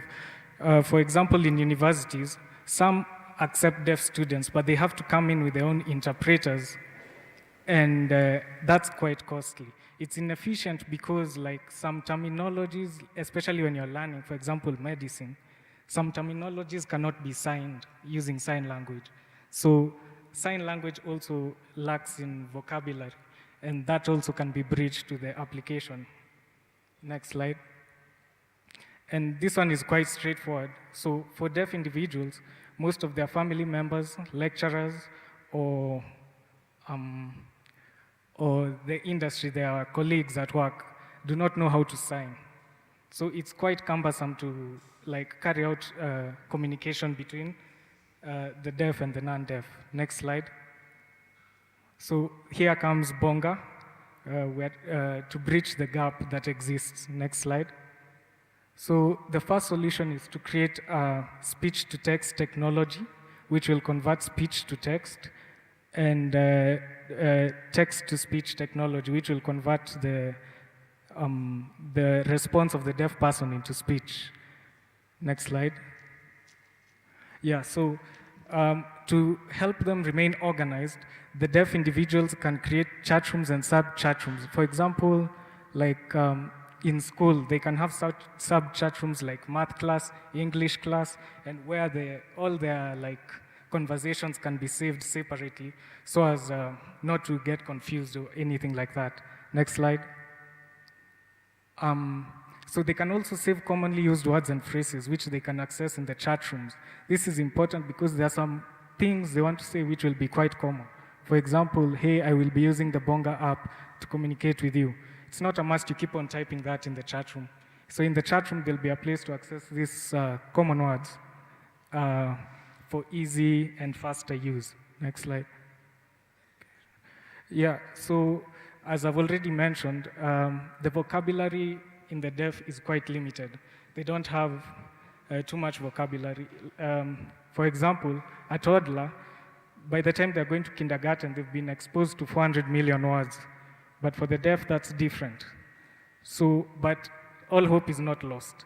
With that, they'll be able to, with the Bonga for the deaf application, once they read and get to interact with others, the vocabulary will also broaden and they'll be able to say more. So the key differences, of course, we have the real-time speech to text and text to speech. Then we also have the creation of chat rooms and sub-chat rooms, and we have saving of commonly used words and phrases. Next slide. So the traction so far can be seen here. The application has been downloaded in various countries, including Ethiopia, India, USA, etc.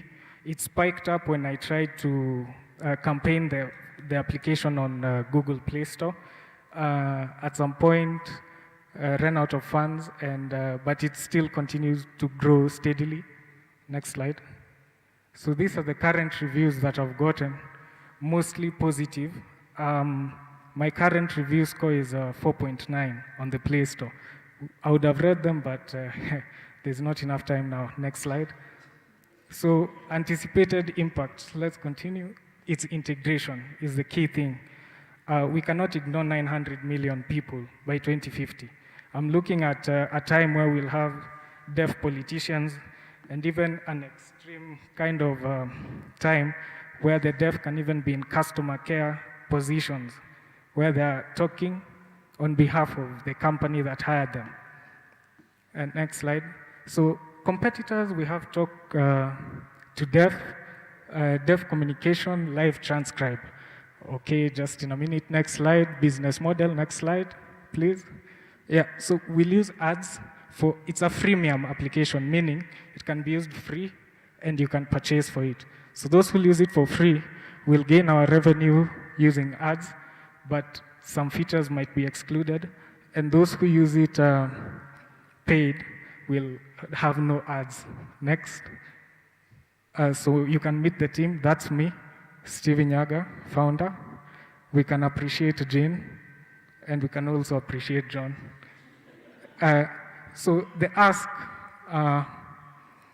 since the prototype is already there, okay, just a minute, the prototype is already there, I wanted to invest most of the money on promotion because it needs to reach these people. The rest can be done on database storage and libraries to enhance the app. Next. Yeah, so let me finish as I started, because every voice deserves to be heard. Thank you.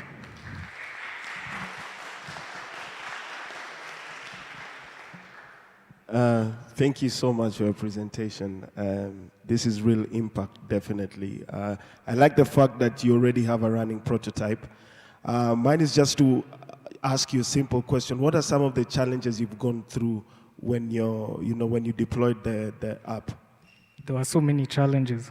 The first one was when I deployed it, everything was working perfectly on my phone. But when I asked my friends to download, they couldn't see the button. Some buttons were missing, things like that. So I had to go back into development. And that time I'd already promoted, so I was just spraying non-downloads. Then it's a task. Good idea. Oh, thanks. I think you're onto something. This is a very good, innovative idea. I like that you already have a prototype. And I like your stage present, your presentation, and the passion that you have for this project. I think it's a brilliant idea. I would have wanted to obviously see it at work. So probably I'll just need to do my own, I'll need to download it. Yes, you can just, I think on Play Store you can find it with Bonga for the Deaf. That's the name, Bonga for the Deaf, on Play Store. Okay, well done, well done. First of all, let me say congratulations. The fact that you've actually, put out a product, you've had reviews, and sort of the thought behind what the application is supposed to achieve is amazing. If I was a commercial investor, what would be your ask? Well,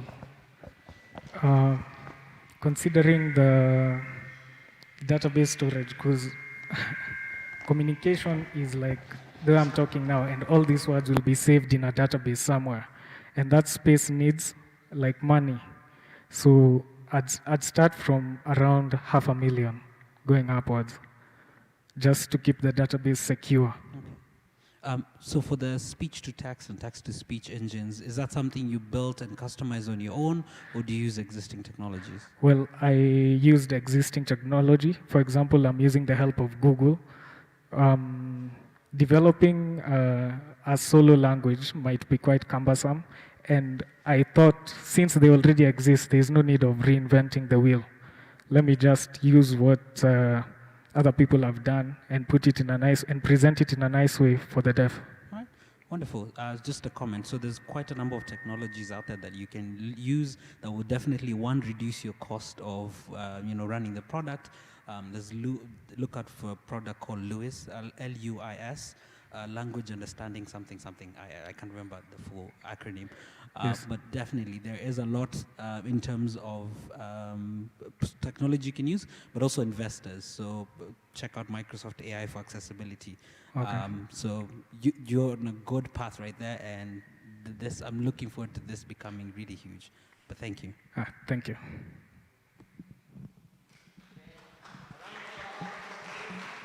More. Well done, Steve. Next we have Lipa Chap Chap. So let's welcome Lipa Chap Chap from KU. Thank you.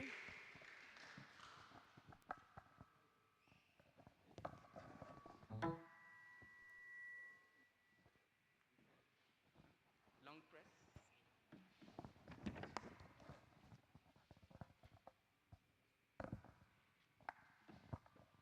Yes, let's start.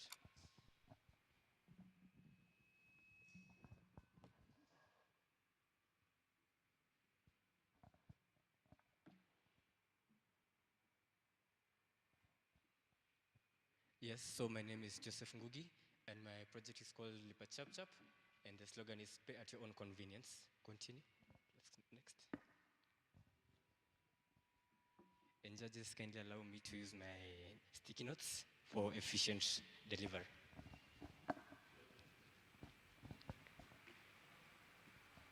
Next.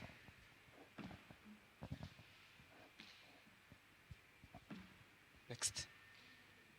Oh, okay.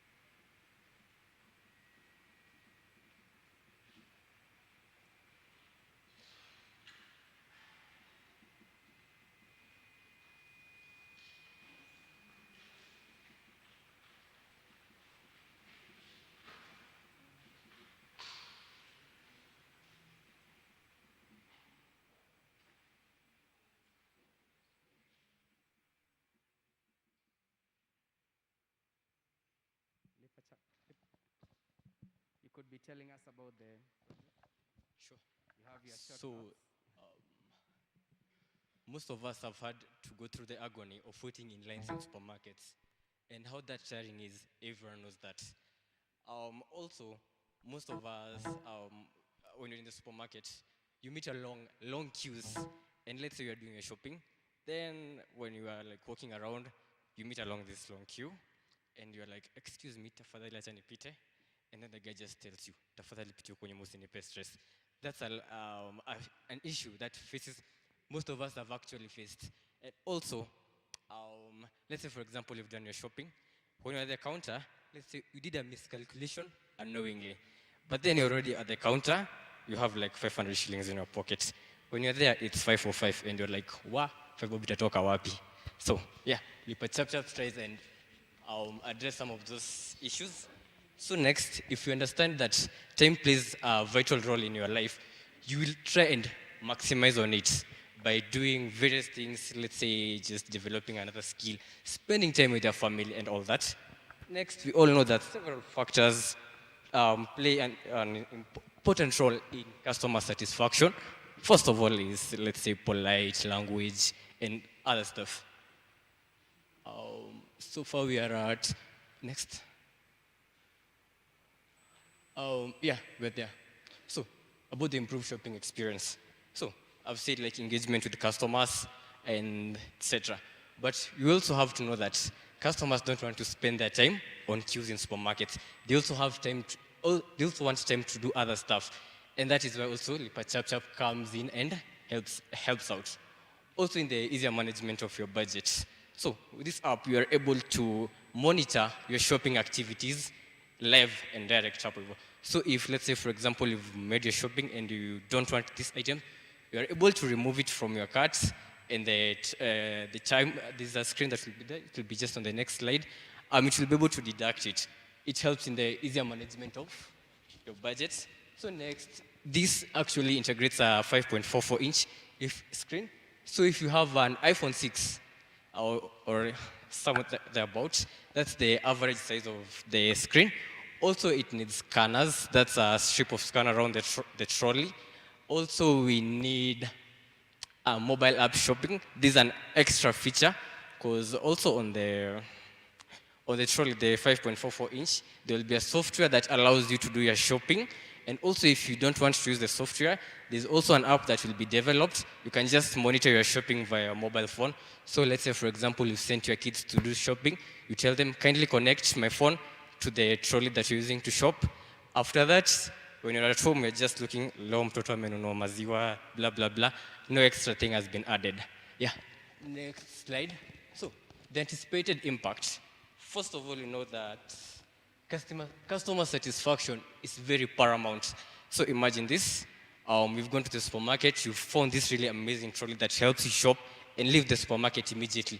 You'll be more inclined to go and tell your friends, hey, there is a new trolley that has been introduced in this supermarket. From there, like your friend will be like, let me go and check it out. And you'll be like, yeah, it's really nice. And more customer referrals. Yeah. Next, there is reduction in customer mistreatment towards cashiers. Most of us, I'm sure, have ever experienced this. Uko hapo kwa cashier, and let's say the machine is not working. Then the customer is like, wait, bora kisha, mimi niko na haraka zangu. We imagine able to solve that. The cashiers, like the emotional heart, if you can say so. Next, improve checkout stuff at customer ratings. That's self-explanatory. Reducing checkout switch times, also self-explanatory. I've explained it. Improved product selection. Let me explain this. Let's say, for example, you've gone shopping, and mistakenly you've picked the wrong energy drink, and you're supposed to pick Red Bull. So after that, what you do? You just pick out the item. It will deduct it automatically, then put in your Red Bull. Yeah, that's okay. Next. The return of the ROI, that should be in the bulk sale of the trolleys. They will be electronic. Imagine how many supermarkets will want to buy the trolleys, first of all. That's a huge amount of money. Next, the app itself that will be used in the mobile phone.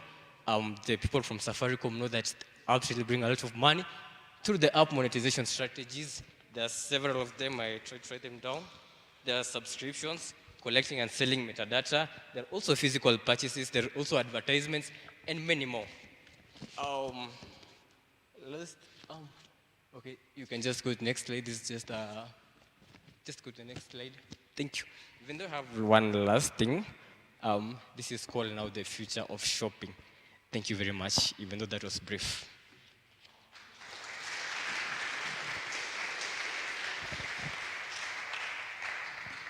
All right, thank you for that presentation. Thank you for your confidence on stage. Allow me to be the Simon for this panel and ask, how much time did you put into sort of the idea that you have? Oh, to actually develop the idea. I actually developed this idea around 24 hours to the deadline of the application.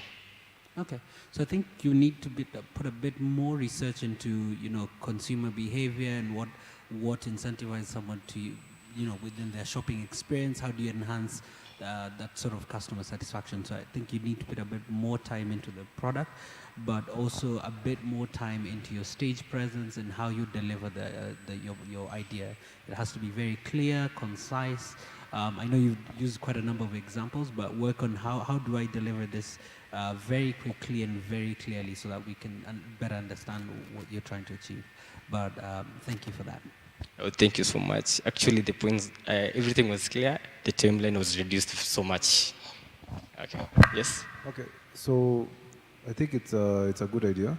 Thank you. I like my colleague is saying. I think you need to put some time into it. I think this is something in the middle towards having the unmanned shop, right? Or is it? Can I walk out of that shop with that trolley? Actually, on that part, go to the cashier without having to go to the cashier and pay. If this is tied to my app, tied to my wallet, digital wallet, I can just walk. About that, I'm not able to present everything. So the screen will be integrated with the mobile payment platforms, M-Pesa. Then there will be a PDQ machine that will be available also for payment. And if you also have your cash payments, after you've done your shopping, it's just ASAP when you're at the cashier. You just tell them, kindly put in this code, it's for my shopping. It displays immediately, pay your cash, leave. Okay. That's simple. Okay, thank you. Thank you for your idea, Joseph. Thank you. Mine would just be maybe a comment to just define your idea better, as Somet has said, in terms of the products. You've mentioned you'll have the 5.44-inch device. You've mentioned an app. You've mentioned the payment integrations. So just define your product better in terms of what exactly are the platforms you'll use or the solutions that you'll use, and then that will help you better. Thank you. Joseph. Yes. Let me say, utalalanja, okay? Given what you've gone through on stage today, and what you've managed to deliver, good job. I'd just say in our industry, trust is something that needs to be addressed. You have a solution, but before we come to customer satisfaction, we need to address trust. I cannot go and shop on my trolley that has all that thing. I shop everything and then I just show up at the counter. These people want to verify one thing at a time. Yeah, actually about that, there shall be the testing phase that everything shall be You will have accurate. a big problem. By the moment you address that part, my brother. Okay, thank you. Thank you so much, Joseph. Just, sure. No, thank you for your time. Oh, thank you. Okay, thank you. Thank you, Lipa Chap Chap from KU. Next, we have VRU, another team from KU. VRU stands for Virtual Reality University. So let's welcome the team to the stage. Okay, thank you. Thank you. So after VRU, we shall have Shamba Care. Okay. Then Digital Comrade Kenya. So VRU, the stage is yours.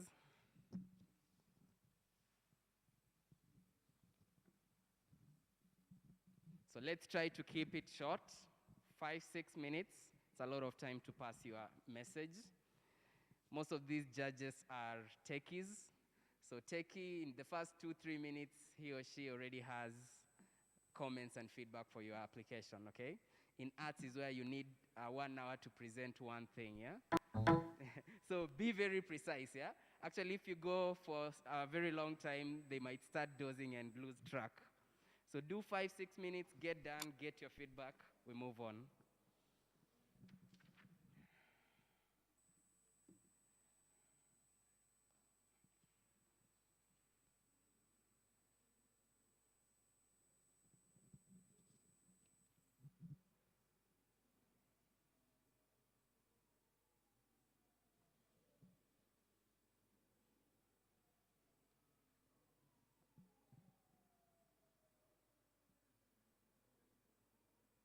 Sambake, you're after them, huh?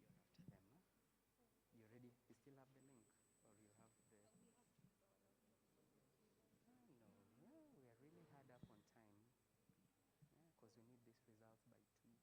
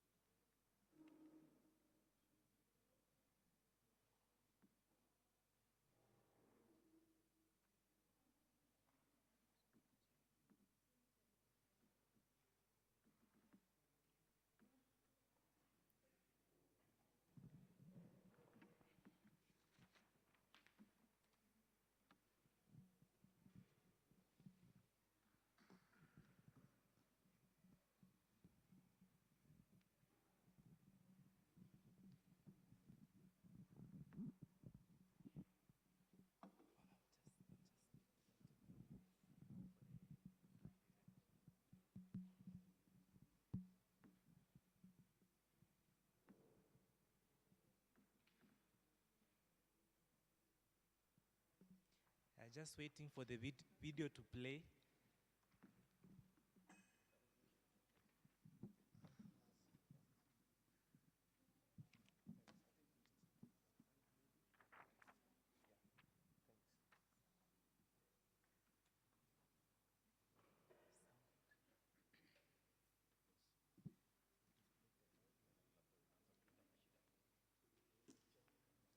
So you could maybe introduce to us the project so that the video, when it comes, we just move on because of time.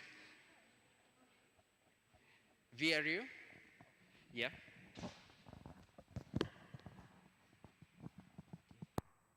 So my name is Eric Bakuli. I am a marketing final year student from Kenyatta University, and you are so excited to be here today. So VRU is going to be a project about, VRU first of all in full means Virtual Reality University, and what we plan to do with this program is to ensure that we are what we want to do with this program is we want to ensure that students are able to collaborate, engage, and master creativity and innovation as they go along the process. So I feel like I can't continue without the slides so that you can see the whole picture. You have access to it. Maybe you can just skip the video and go to the presentation. Just forget the video.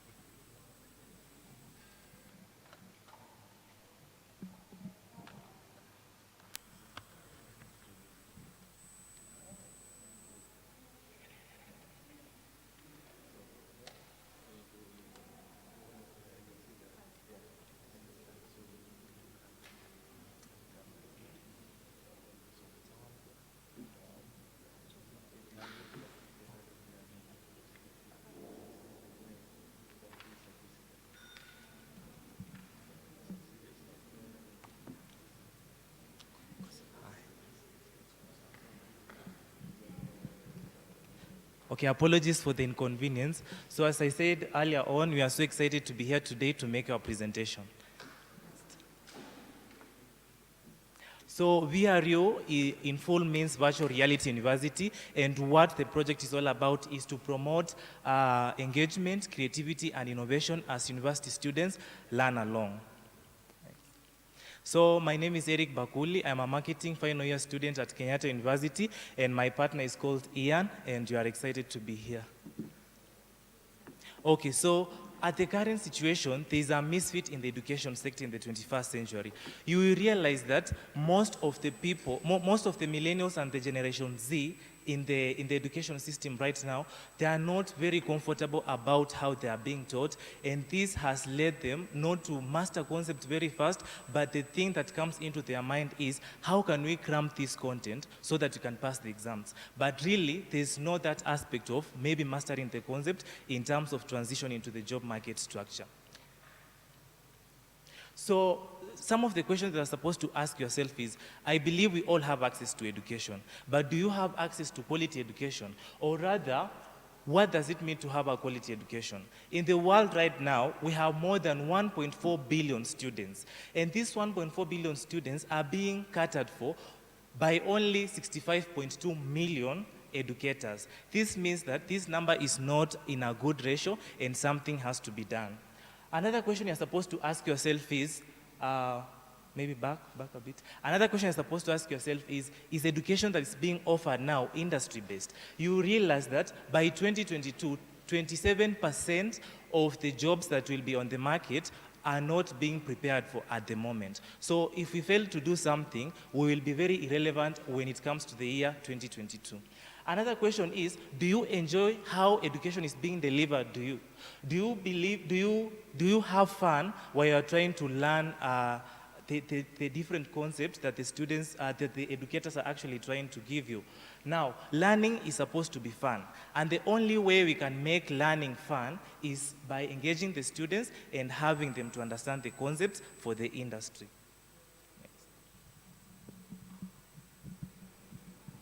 Now, what is the problem?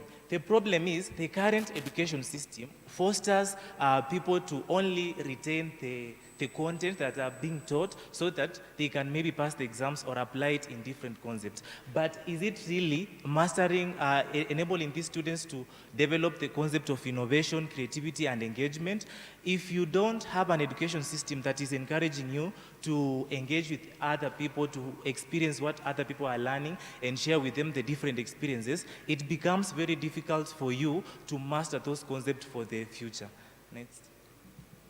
Okay, so 41% of the current recent graduates are actually underemployed, and the reason is because of the poor education system. 500 million students at the moment are out of school, and 90% of the whole students are actually also out of school because of the COVID-19 situation. Times are changing, and if we don't bring in a concept that will enable the students to learn to master the concept, it will be very difficult for them to proceed. Now, even interesting is that we have a gap, and this gap here is now where VRU comes in. We want to come in to give students a real experience, to experience education and the things that are being taught in class as if they are happening in the real world. So this will enable them to master concepts, to collaborate with each other, and also to just master the concept to apply it in the industry. Next. Okay, so Albert Einstein once said that, I never teach my students, I only attempt to provide the conditions in which they can learn. So how can we provide this concept to the students? Next.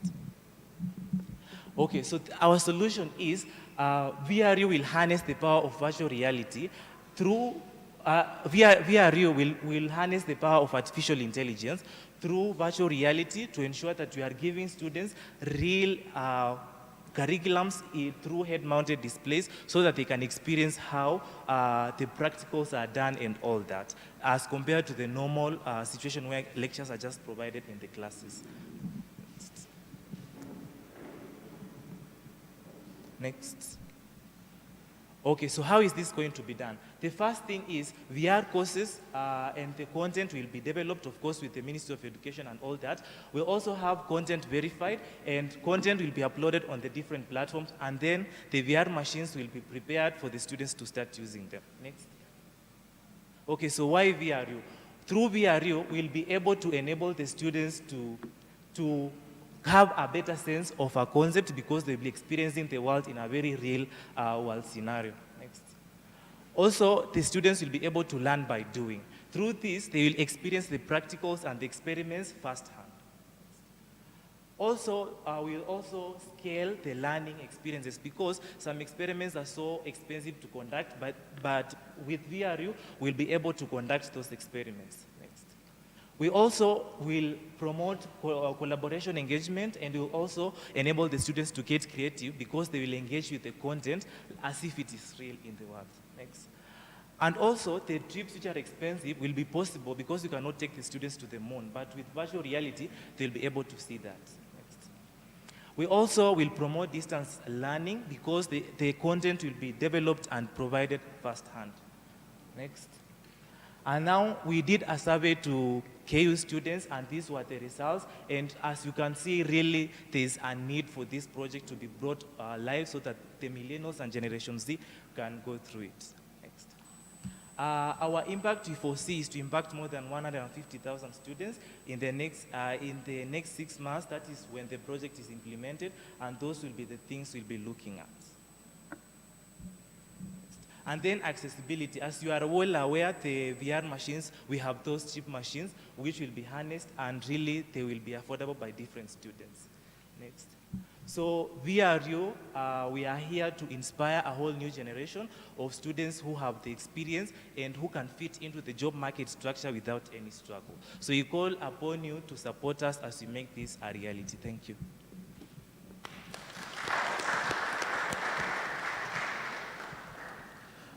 Thank you so much, Eric, right? Yes. First and foremost, when I hear the word VR, I blush. I know. And I'll tell you why. Yes. For many years, we've been trying to, we call ourselves in the story as the protagonist, yes, because we've really tried to do what we call the 3Ds, yes, which is to democratize the technology, demystify, and to deploy it in different contexts, yes, especially in a learning environment. So thank you so much for making me blush. My first question is based around the content development. Yes. We're talking about immersive content here. What is your plan for the content creation? So for the content creation, the people who will be responsible for this will be us, VRU, and then again, the different universities, because you have to liaise with them to understand how the curriculum is developed. So for example, when you go to a university, you tell them, where do you want a virtual experience for your students to feel it firsthand? For example, they'll tell you medicine or engineering, and then after that, you will be able to engage with them and tailor that whole experience with them. So it will be a collaboration between VRU and the university to provide something that is fit for them. These are the content commissioners, yes, right? Yes. Who will create the content? Because you're talking about immersive content, you have to work with AAA engine, yes, platforms, you have to work with immersive cameras, you're talking about spatial audio. So who, according to your plan, in that whole value chain, yes, where does a content creator belong, and who are they? So the content creators will be the lecturers in the universities, and then the VRU will provide the platform for them to ask, or for them to be given the direction and the expertise behind the whole thing. Okay, cool. The distribution of the VR headsets, I see the fact that you're leveraging on something like the Google Cardboard, which is open source, is highly democratized. A lot of people can leverage on mobile computing power, which is a really good idea. I think you should try to consider the fact that you can have like a minimum viable project deployed in a school to, yes, also learn how, maybe for your first steps for Red Bull Basement, my advice would be just deploy it in a school, yeah, to see how people interact with the technology itself. Leverage on a mobile phone. Don't go to the most robust, yes, 6DOF systems. Those are so expensive. Yeah. And you know also those ecosystems are not created for Africa. Yes. So I suggest, yeah, you take it low, but I think VR for education is a really big vertical that should be explored. So thank you so much. Welcome. I look forward to your project. A good presentation. Mine is just to echo what the judge has said. Think around the cost, the initial cost of purchase of the devices or the peripherals that you might need. Okay, I think it's a very promising product, and I think it's truly what technology is meant. It's what is meant to deliver. Is promising to deliver, which is bridge the gap. Yes, yes. So we are saying we can get the kind of experience here locally that otherwise you might need to go to a university abroad to get. So I think it's a good initiative. Okay. First of all, let me say thank you. I think the work that you're doing in education is quite interesting. I think in my world, we call it the modern classroom, and it will be interesting to look at how do you either reinvent learning completely or complement, using VR, how do you complement the existing learning platforms? Yes. I think it would be a comment or a question. How do you make it interesting? So you said the content creators would be the lecturers. How do you make it interesting enough for them and sort of get them the right skill to enable them create that content? Because now we'll get to a point where, this lecturer will be like, so if I'm creating this content, how do I have ownership of the content? And now going to the world of DRM and making sure, how do you make sure intellectual property is captured? But that might get complex. But I'm curious to find out, how do you make it interesting for lecturers to start adopting, using these new technologies and platforms? Okay. Yeah, I think the first thing we can use as motivation to the lecturers to do it is the time factor value. For example, we'll tell them that, do you know that you can teach your students without really coming to the classroom? Do you know that you can teach your students at home and still deliver the content in the most effective way? Do you know that, some experiments are very dangerous, especially those ones which are dealing with chemicals and all that. So you'll tell them, instead of maybe going with the students to the labs where they can maybe, if you are doing something for the first time, it becomes very complicated. Do you know that when you use VR, you will be able to put that content on the virtual space, and by doing that, the students will not need to go to the labs physically, but for the first time, they can do it on VR, and then the next time now they go physically when they have mastered the content. So those are just some of the things you can use. And then just one last comment. I think you also want to look at beyond VR, what other, I think Brian would know, you call it mixed reality. Beyond VR, what else can you add to that experience to make it a bit more immersive? Yes. It's just a comment, don't worry. Okay. Thank you. Thank you. Okay. Round of applause for VRU from KU. Thank you. Thank you. So next we have Shambakia, these two ladies from UON. So let's welcome them to the stage. Thank you. Thank you.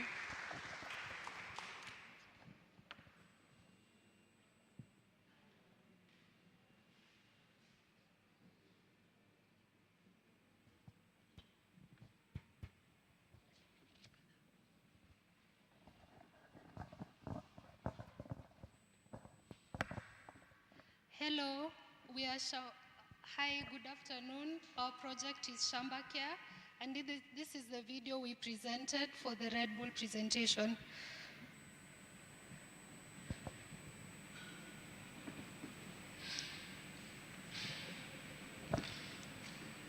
Sorry, just a moment.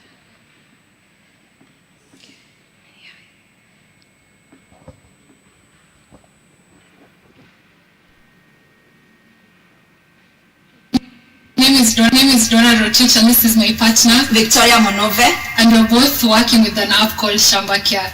Our app utilizes image processing and artificial intelligence to identify and diagnose common and rampant crop diseases. This is how the app works. This is our homepage, and it has a list of all the crop and diseases that our app can detect.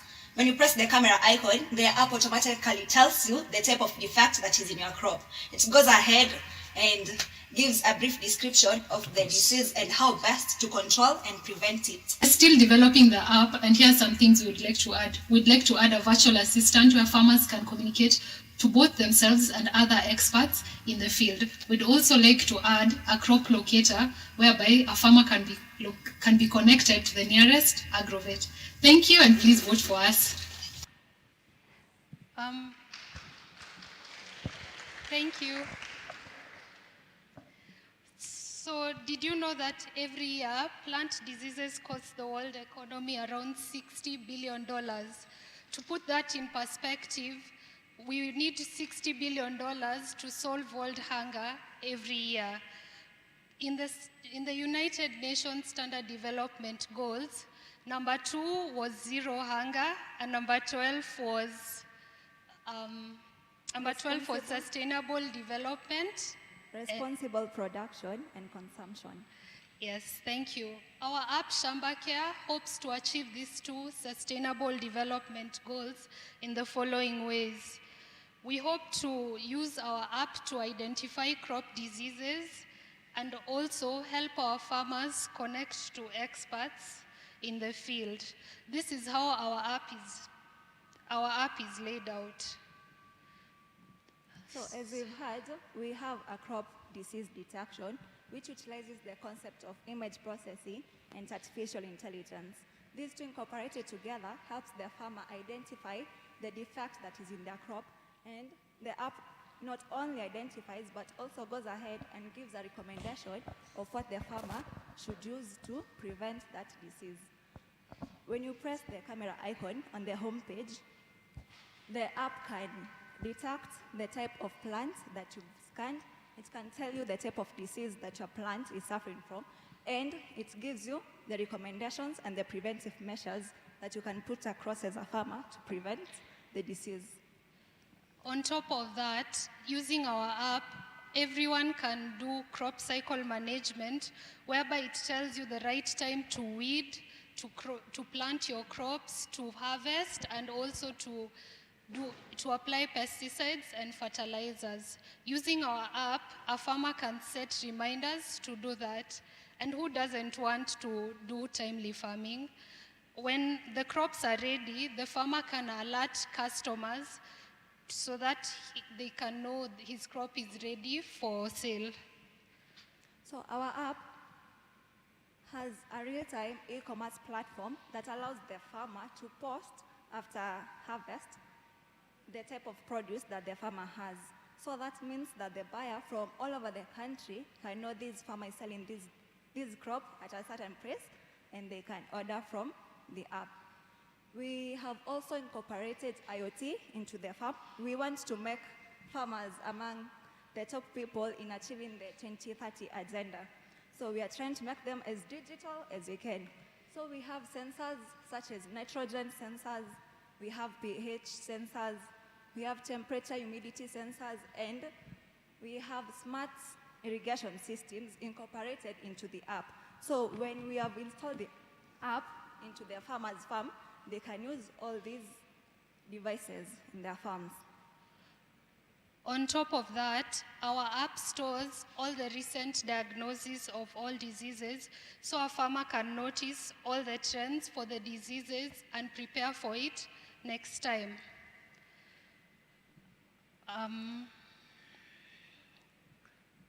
So far, we've been able to do the framework for the disease identification using artificial intelligence, and we're hoping in 2 months, we'll be able to finish with the e-commerce platform and make an app that is ready for testing. In 4 months, we are hoping to have finished the entire app and ready for rollout. We hope to achieve improved productivity in the farmers, because by early detection of diseases and also recommendations on how to prevent and control these diseases, which apparently are the major cause of lower yields in the economy. We all know that agriculture is the backbone of this economy. So we hope to improve the productivity among our farmers. And we also hope to give the farmers timely information for every season. Through the crop cycle management, because they can know when to weed, when to harvest, when to apply the pesticides. There are very few apps that do what we do, and those apps only feature crop detection systems. We believe we have an edge over all this competition because we specialize in the African regions, which most of these apps do not have. We also have a specialized marketplace and a farm management system. We also hope to add a smart farm, which gives our app an edge over all other apps. How do we hope to make money? We hope to make money through the app, through commissions, through the advertisements and recommendations. These will be people like from agrovets who will have come across around the app and they'll be advertising their services. We also have premium subscriptions. Yes, the app will be free to everyone, but to access some valuable features, we will need to be subscribed into the app. We also hope to get data from all over the country, farmers, and this data can be cleaned and curated, and we can provide it to people, agricultural stakeholders who can use this app in improving our agriculture.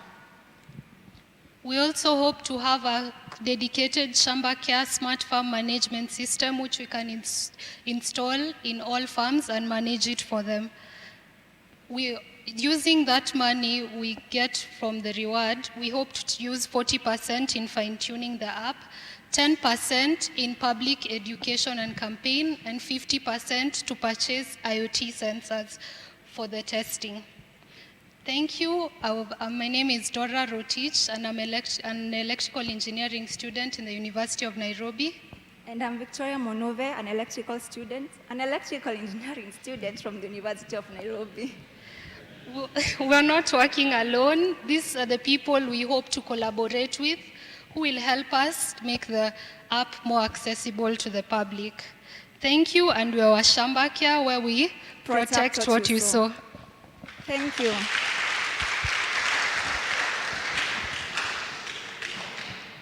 Thank you for that presentation. I think agriculture is a very interesting space.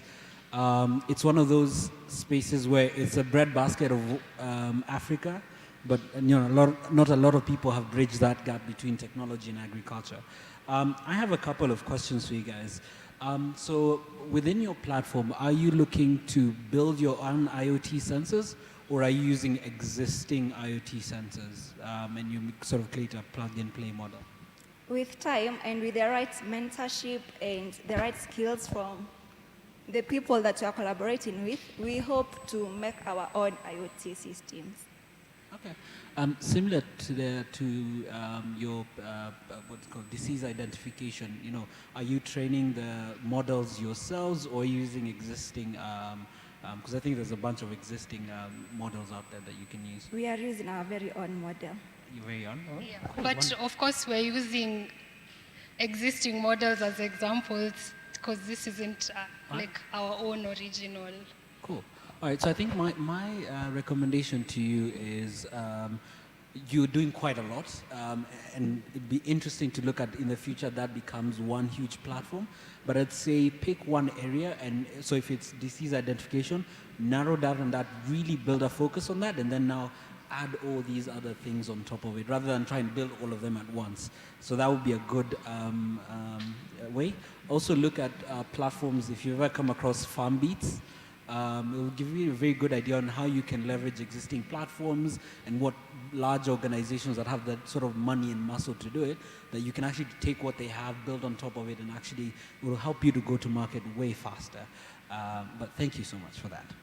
Thank you. Ladies, thank you very much for that presentation. I think it was well delivered. I like the solution, and the reason is you've incorporated two emerging technologies. This is machine learning, and I see you also have plans for IoT, which is quite good. The other thing, I think, in terms of impact, I think it can save a lot, because remember what you're offering is actually extension services that I think governments and county governments are having a hard time supporting. So we are saying we can actually use technology to do that. The other thing I think that is that this solution is looking at, which I think is important, is in offering the customer direct access to the market. And you realize a lot of, as much as you do a very good job improving your leads, your harvest, you realize that one of the biggest challenges that I think you've addressed is eliminating the middleman. So it means then the farmers actually get to maximize their profit. So I think, and obviously, I think it's very promising, and I really wish you guys all the best. Thank you. Thank you. Thank you. Thank you for your presentation. Mine is just to say that I think it's a good idea. It's very well thought out. You've taken your time to think about the product and what you have to offer. All the best. I feel like you have a lot of potential. Thank you. Thank you. Shambake, that's a good presentation. I'd say that, hello? Hello? Yes, I'd say bigger is better. However, if you're able to keep it simple, that's the best. You can end up being everywhere. But if you narrow down, for example, in disease, just stick there and then do like connect the places where farmers can get medicine, those pesticides and all that. Just rotate at a certain area and then be best at that point. That way you can create a distinguishing situation. Okay, thank you. Thank you, ladies. I like the fact that you're cognizant to the fact that there's other apps that exist out there, but you're very clear as to what your unique selling proposition is. This is very good, and you're confident about that. I like that. Just as a challenge, have you thought about developing something that would, of course, you're talking about smartphones.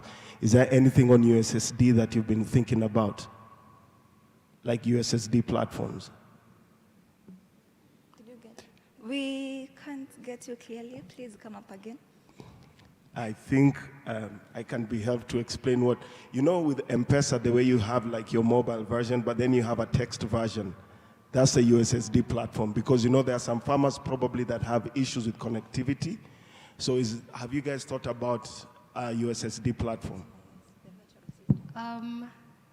Well, yes and no. We hope to add a USSD platform because we are very cognizant of the fact that not everyone can access the internet everywhere, where you can be able to connect to experts and be given like expert numbers or phone, or could be connected through SMS and other platforms. Yes. All right, thank you. Around.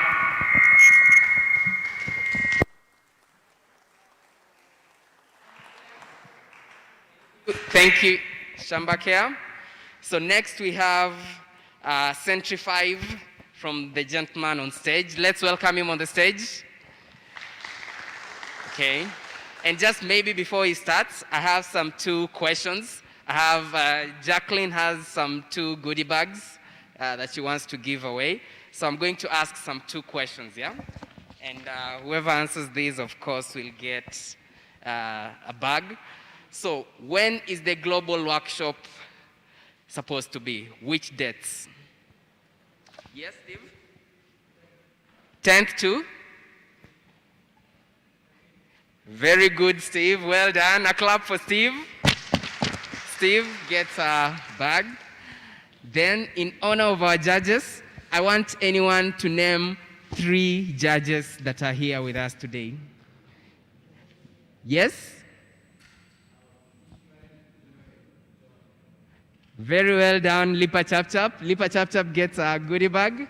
Okay, thank you. A hand of. Okay.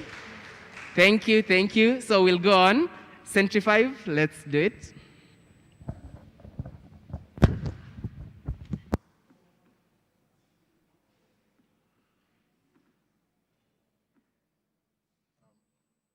While she sorts that out, my name is Toben Nabanofor, and my teammate isn't here. His name is Innocent Dema. He's sick today and he couldn't make it.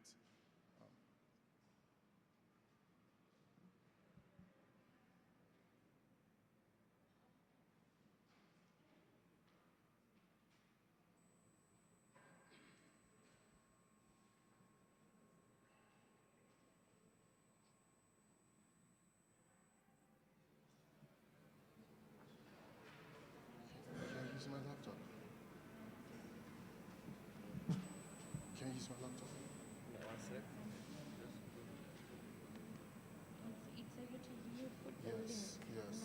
yes.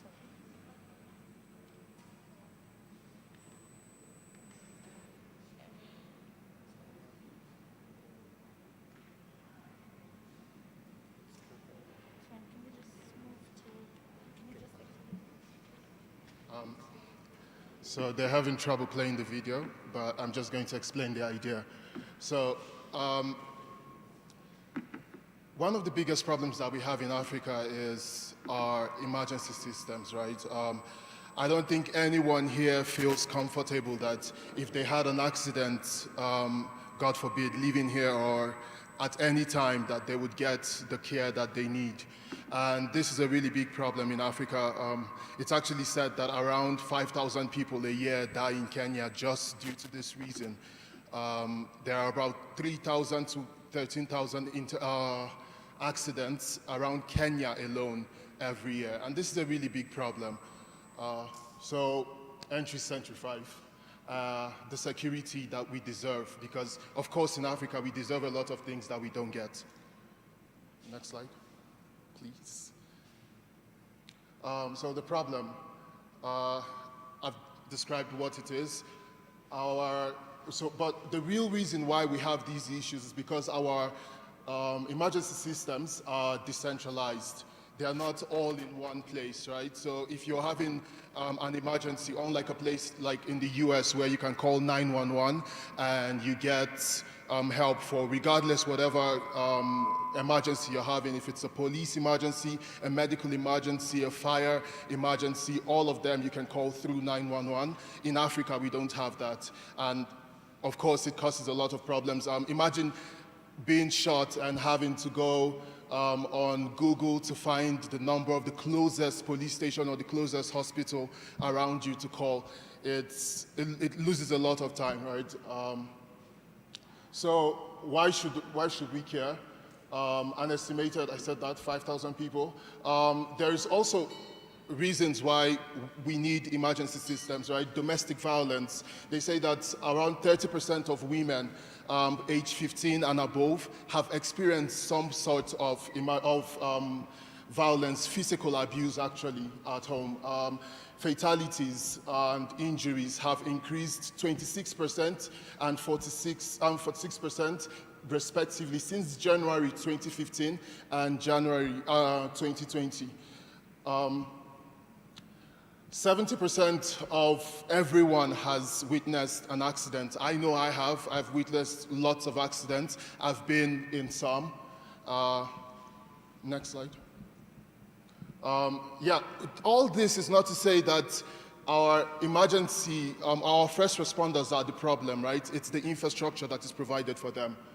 Our solution is to empower users with a one-click button that provides them with help, right? So if you're having an emergency, all you need to do is just click this button and the algorithm does the rest for you. It finds the closest medical clinic if it's a medical emergency you're having, and it calls them. If they are not available or if you don't have one set on record, it just does the whole work of looking for it. All you have to do is just click that one button. When you click that button, depending on the data that you've already entered into Century 5, data is sent to the first responder's phone.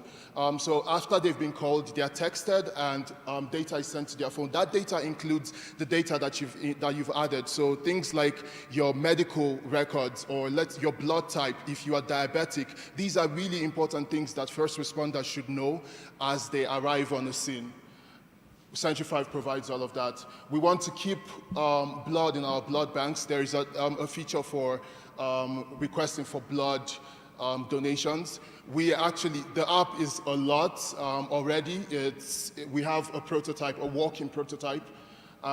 These are some screenshots from the prototype. That is a request that was made, and you can see the location of the person.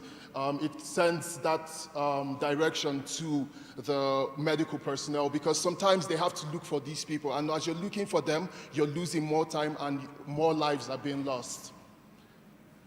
Yeah, our revenue model, our idea is to bring in hospitals, insurance companies, and maybe even the government to subsidize the payment for the application to actually run. We might also charge users a minimum fee of $1 a year, which is really, really conducive for them. And our application, like I said, already runs. It's been tested. We have a local system that we're using right now, a local test run that we're doing. Yeah. So yeah, this is us and your questions. Thank you.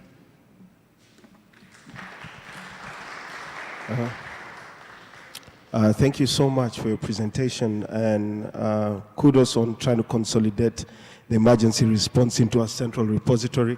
I think this is a smart way to go, because you're right. There's some sense of anarchy, and all this information is not centralized. There's need for that. Yes. So good job on a good, coming up with a solution for that. It's not clear to me what the emergency button does. So if you're having an emergency, you don't, the reason why I designed it like this was, I'm not someone who gets sick. I haven't been sick since 2004. And about 2 years ago, I fainted, right? I was sick and I fainted.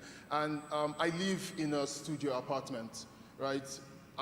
I don't have anyone to come in and help me. I lock my door when I'm inside. I don't have anyone to come in and help me. And it took so long for me to, actually about 4 hours for me to be able to get someone to help me. And this was a really big problem for me. So I thought to myself, if there was an app that you could just click a button and it calls, because actually the app contacts your family members after your close contacts. It sends them a message that you're having an emergency after it contacts the medical guy. So even if you don't get help from the medical team, your family members know that you're distressed. That's why we needed one button that once you press, it sends out that message. There is another site for a more direct, let's say if you're in a place where you can actually type.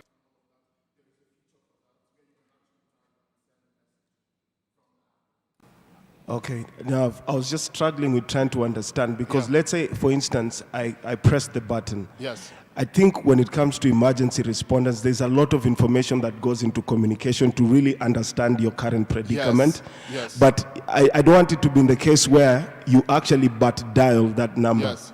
Okay, the button. Yes, so basically you can't really but dial. It's two buttons. You have to, you press the first one to bring up the pop-up, and then you press the button, right, to send the message. So you can't but dial. But then the reason, actually the calls are automated. So it informs the medical guys that you're having an emergency and they can call you back. Right, so just in case if someone doesn't have the credit to call them or something, and they're having this emergency, you don't want someone to die just because they didn't have credit. But if they have data, and the idea is to actually make it possible for people to be able to click that button even when they don't have data, like the way we have Zero Facebook. Okay, last question. Yeah. Your monetization model. Yes. How does it look? How do you make money off it? It's the insurance systems, like I said. We want to bring in insurance systems, the hospitals, and hopefully the government, because the government has the biggest pool for something like this. We are also charging users but a very minimal fee of around 100 shillings per year, which is $1 per year. Sentry, I think you have a brilliant idea. You just need to narrow down to what exactly you want to solve. My first understanding was this was something to do with blood. At some point, I begin seeing emergency. Yeah. Okay. So, then there was that whole thing about maps there, which I believe has something to do with emergency. Oh, yes, it is. So something to do with emergency. This is it. I think you can actually scale this to be a very serious business, okay, and just have a premium subscription service, okay? There's something about healthcare whereby if I can be able to get somebody to respond to me on time, yes, that's it. I'm willing to pay for that service even before my insurance responds, okay? Because if it's a matter of life and death, yes, that's it. I'm willing to pay to survive, to just say that we address the other nitty-gritties later. So you have a business, narrow down to a specific area, and then do it very well. Okay, so I think no comment. You just don't need because of time. Okay. All right, mine is just a quick question. So you mentioned that the emergency button, the one you tap twice and then it calls. So what mechanism of working is this? How is it making the phone call? Is it over the normal GSM network? Is it an online call? Yes, it's over the normal GSM network because you don't want a problem where they don't have, like the way you can call someone with WhatsApp, it rings and it doesn't go. So the calls are made through Twilio API, but our algorithm actually processes everything, finds the right number, it calls, and if it doesn't go through, it finds another number and it tries to bring the closest help to you before it even contacts your family members and tells them you're having an issue. Thank you very much for that presentation. I think it's a very good idea. Thank you. And I think it's something that is definitely needed out there. Thank you. Thank you. All right. Thank you for the presentation. Just a quick question. Just to also be careful from a user perspective of app fatigue, does your application borrow a lot of the emergency response features that most phone operating systems have, be it Android or iOS, to one, pre-fill the data, but also trigger in the emergency response? Or are you building everything on your own? No, okay, so far I have built most of the whole thing basically on my own, but the most important thing is that we get something, okay, at least what was most important for me was that I get something that actually works and data that is actually provided and is verified, right? So you don't want someone to think they have blood type B and then they probably have blood type A and then they're giving blood type B and there's a problem there. So we wanted a place where we could actually control that data and verify it. And then the last comment is you want to refine your business model around how you work with hospitals, because you find that side, the most larger hospitals or emergency response teams have very complex ways in which they handle certain things, so you want to work on what that revenue model would look like. Yes, actually, thank you. You know, we had 10 minutes, but we had to skip. Sure. I actually know that for the smaller, actually people who make medium to low income, they are not able to get the access to private hospitals, and most of our public hospitals don't even have an emergency system. I did my reading and all of that. So the idea is if we're able to bring this, we'll probably get to a stage where we can actually own our own emergency system, like a fleet of ambulances that actually help people. And it doesn't take a lot. You need around one ambulance for around 70,000 to 100,000 people. Cool, thank you. Have a look at what Life Bank is doing in Nigeria. Okay, thank you. Round of applause for Sentry. Thank you, thank you. Next one is Fika App. So welcome to the stage. Let's welcome them to the stage. Thank you.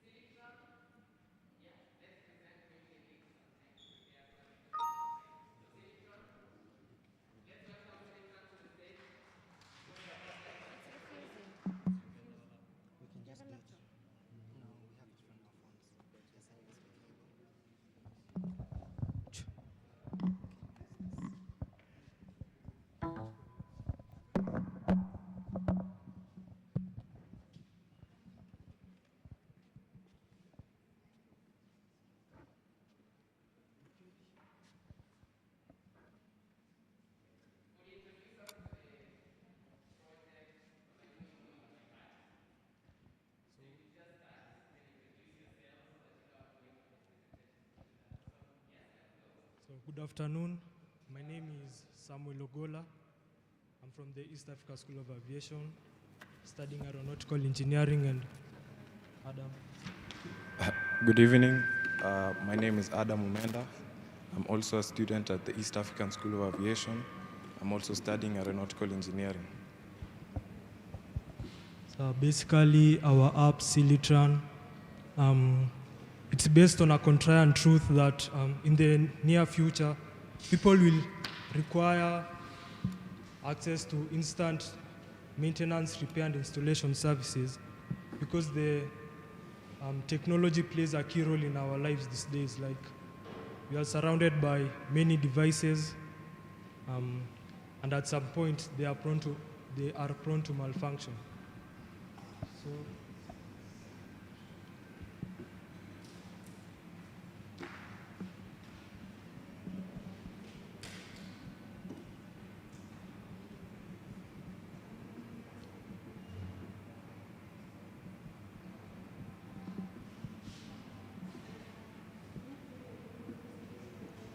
yep. Oh, you want to, oh, okay.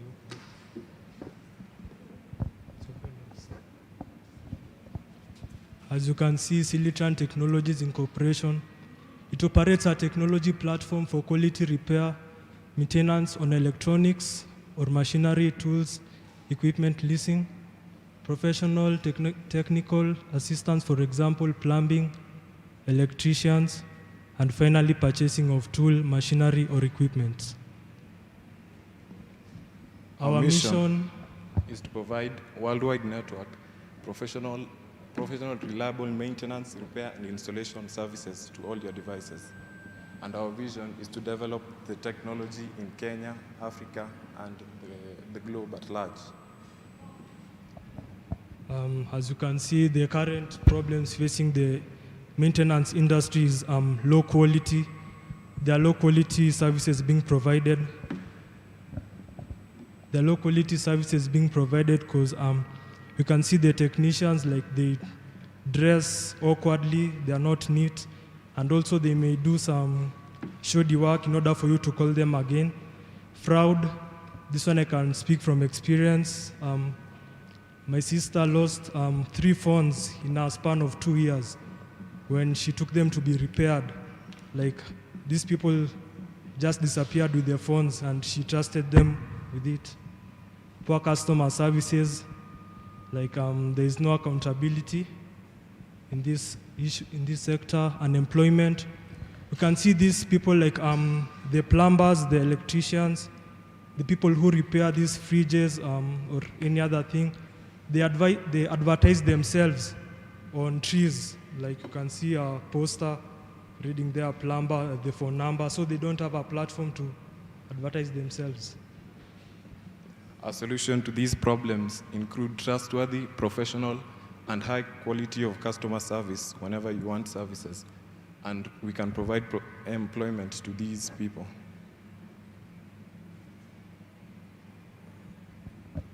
The aims of the Silitran Technologies is to promote accountability and efficiency in the repair and maintenance industry, to also spearhead the technological innovations in Kenya, Africa as a whole, by empowering the young people to have access to tools, equipments for them to innovate, to educate and equip the youth with skills on how to survive the 4th industrial revolution, and also to enable Kenya to enter the space race. This one have been inspired by Elon Musk. With the revenue that will generate in the coming future, we also have plans to begin the space race in Kenya. According to Google, in 2019 alone, there was a 12% increase of market shares in terms of technology, which we can exploit to grow this app, as it is seen to only increase in 2020. Our target demographic is 18 to 24 years, as they are the highest number of internet users and are a tech-savvy generation, which will provide a long-term business stability. Competitive advantage is also that we are early movers, as there are few apps in this area, which provides us with a niche that we can exploit. So as you can see here, When we look at these categories, you can see Netflix, Hulu, and YouTube. They have dominated the entertainment industry. Google, Bing, they have dominated the search engines and information. Airbnb has dominated the hospitality, hotel services, and the real estate. Facebook, Instagram, and the rest have dominated the social media and communication industry. Amazon, Alibaba, they have dominated the e-commerce. Uber, Taxify has dominated the transport industry.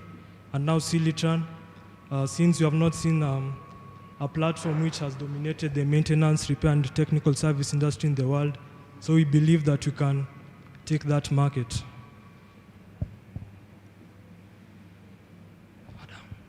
In terms of monetization, we can have 10% commission for every repair services that occurs with in-app purchases after a while to facilitate long-term goals, and a hosting fee for all technicians. Thank you. Thank you. Now we can take your questions. All right, thank you for the presentation. I think my first comment would be, I think you need to put a bit more work in your stage presence and how you deliver your idea. Because at first I was struggling with, are you building your own services business or are you building a platform to host other business? But I think I got that sort of halfway through the presentation. Second of all, you have to work around things like how do you verify who these technicians are? Are they your employees versus are they people you contract, or are you just doing linking between job opportunities and the technicians that are existing out there? So that's something to work on. Yeah, thank you. So I agree with my colleague here. I think it's important you need to bring out the energy. I don't know whether it's because of the technical issues or it's just, but I think that really needs to come out. I was not quite clear on the monetization. I think that really needs to come out. The other thing is the vetting. Because remember, you're saying one of the challenges you're saying they're facing, the market is facing is a shoddy or poor quality work. So is the question the lack of platform, or is it just the lack of professionalism? Quality people are not getting the right exposure, the right job. But I think properly, if you bring it out, I think it's something that can work. Yeah, I believe it can. Yeah. Thank you for your presentation. I cannot emphasize enough on the importance of stage presence and just working on your presentation skills in general. But I like your idea. My question is that for the services that will be offered, how do you plan to handle the payment? Will it be done within the app? Do you plan on having like an escrow account where you hold the payment and then give it to the service provider after the customer has confirmed on receiving the service? What do you plan around that? So the payment will be done within the app so that we can also monetize on the 10% commission on each payment, so that we can get that 10% commission and the rest of the money can go to the service provider. Silitran. Yeah? Red Bull is all about energy. Seriously.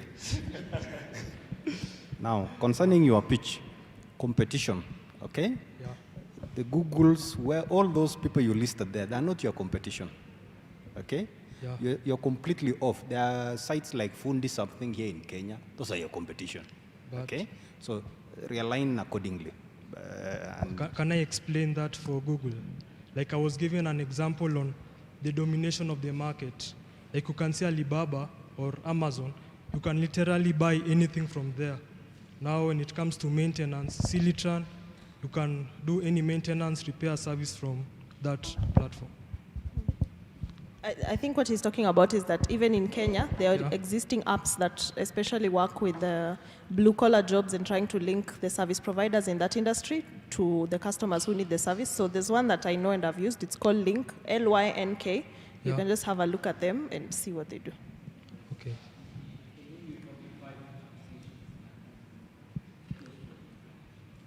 So. Thank you so much for your presentation, gents. I think my fellow judges echoed my sentiments. So thanks, judges. So thank you.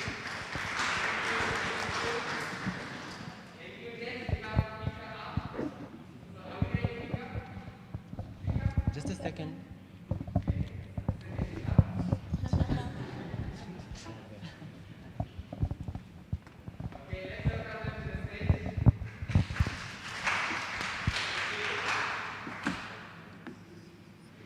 Hi, I'm George Gitau, I'm Newton Markley Jody. and we are Fika Up. So, do you know how many deaths happen in Kenya due to cancer, chronic diseases, and mental health? And how many people are unable to access the above services in their own home counties?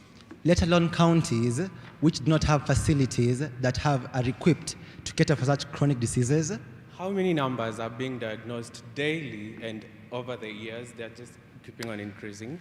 And how many people are living below the standard of poverty in Kenya? And how many people die because of financial strains in the access of the health services to these diseases? So, here we are, Fika Up, not to preach lack of solutions, but to offer you an application, an online platform that integrates medical services and technology. So let's begin.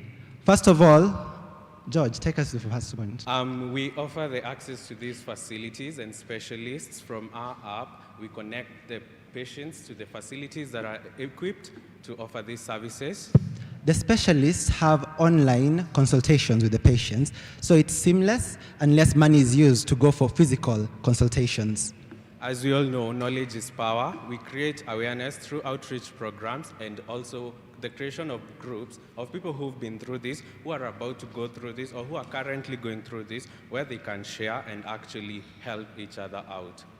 We also have a customized insurance package for low-income households and middle-income households to help them cater for the medical bills. Because as you know, chronic diseases are quite heavy in terms of medical bills. All these working towards the provision of secure, reliable health services to every Kenyan.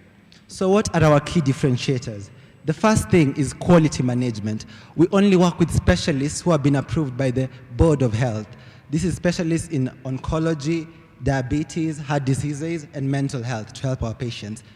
The diversification of access of our services. We plan to have a mobile app, a website, as well as a USSD for people who may not have smartphones or who may not access the internet. Then lastly is service, just a minute, service customization. So as you understand, if we're talking about people living in the rural sides, there's language barriers, first of all. There's something as someone might be suffering for diabetes. There's an account for each and every person. And also, every person is catered for with a specific insurance plan for each and every patient we service. And also, we have an account where we create, isn't it? So if during the future we plan to, in the next 10 years, we plan to develop a trust fund where we can develop so we can be able to help some of the patients who don't have money to actually pay for the medical bills in 10 years' time.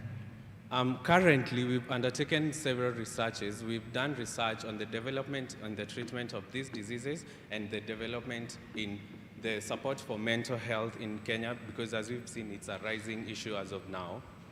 So the first thing, just a minute, the first thing we've done is development of management information systems. This is what is integrating all the sections of Fika Up Incorporation. So our AI is called Nova. Nova will be integrated into a wristband. The wristband, as you know, there's a research ongoing by Purdue University in Paris, which states that with infrared technology, we can be able to sense for cancer cells at an early stage so as to be able to avoid the risks that come with it. And also, we also have, with it, it also measures heart rate, and also to help with people who have heart diseases, and also it has a tag for diabetes. Because sometimes when someone falls to the ground, you do not know what's happening, but it could be a diabetes issue. So it's easier to be able to offer first aid by knowing what's going on with the patient. Yeah, we've also done some face-to-face surveys in the gaps in the insurance plans and also in the services with common people and also people out here, and yeah, we've gathered enough information. So yes, within this service, the next slide, kind. Within this period, we've also realized what we are going to mark as our impact within this period. So the first impact will be that there will be a reduced number of deaths and misdiagnosed cases of such chronic diseases. Because as you know, if someone is poor, they end up dying and we do not end up performing a post-mortem to know what exactly happened to them. So it could be cancer, and they passed on, and we believe it's natural, a natural disease or a natural outcome. So with us, we expect that our impact will be able to know specifically who died because of what, if it's a chronic disease, and how to go about it, and also to prevent it, mostly to prevent it. As he mentioned, with the AI technologies, the development of these AI technologies will also be one of our big impacts when we've successfully done that. At the beginning, we mentioned we have an insurance package. We plan to partner with an insurance company where we'll offer customized packages for our patients so they can be able to cater for the medical bills. Because as you know, cancer is a very serious disease and it's very hard to cater for the medical bills. Yes, in partnerships with government and other organizations in the health sector. So let's go to our competition. Our competition, the first is MDAWA. MDAWA distributes medicines all across Kenya. George, let's continue. The thing with our competitors, each of these competitors offer one service, but we're integrating all the services they offer into one in our app. Next slide, please. So the revenue model. So here we are going, within the revenue, this is how we'll be earning money through in-app purchases, in-app advertisement partnerships, merchandise, which we have talked about within the wristband, then affiliate marketing and lead generation through our websites, email and SMS subscription, because sometimes we'll be SMSing some of our patients to inform them that this is when you're supposed to have your consultation with your doctor, so that they can book it through SMS. They can also have calls or video calls, depending on the device you have, and also white labeling. We are planning to develop a system software, isn't it? So within this, you can also be able to sell that specific category with the development of it, not the whole idea, but the system of it. So the last part is, George, these are our credentials of how much.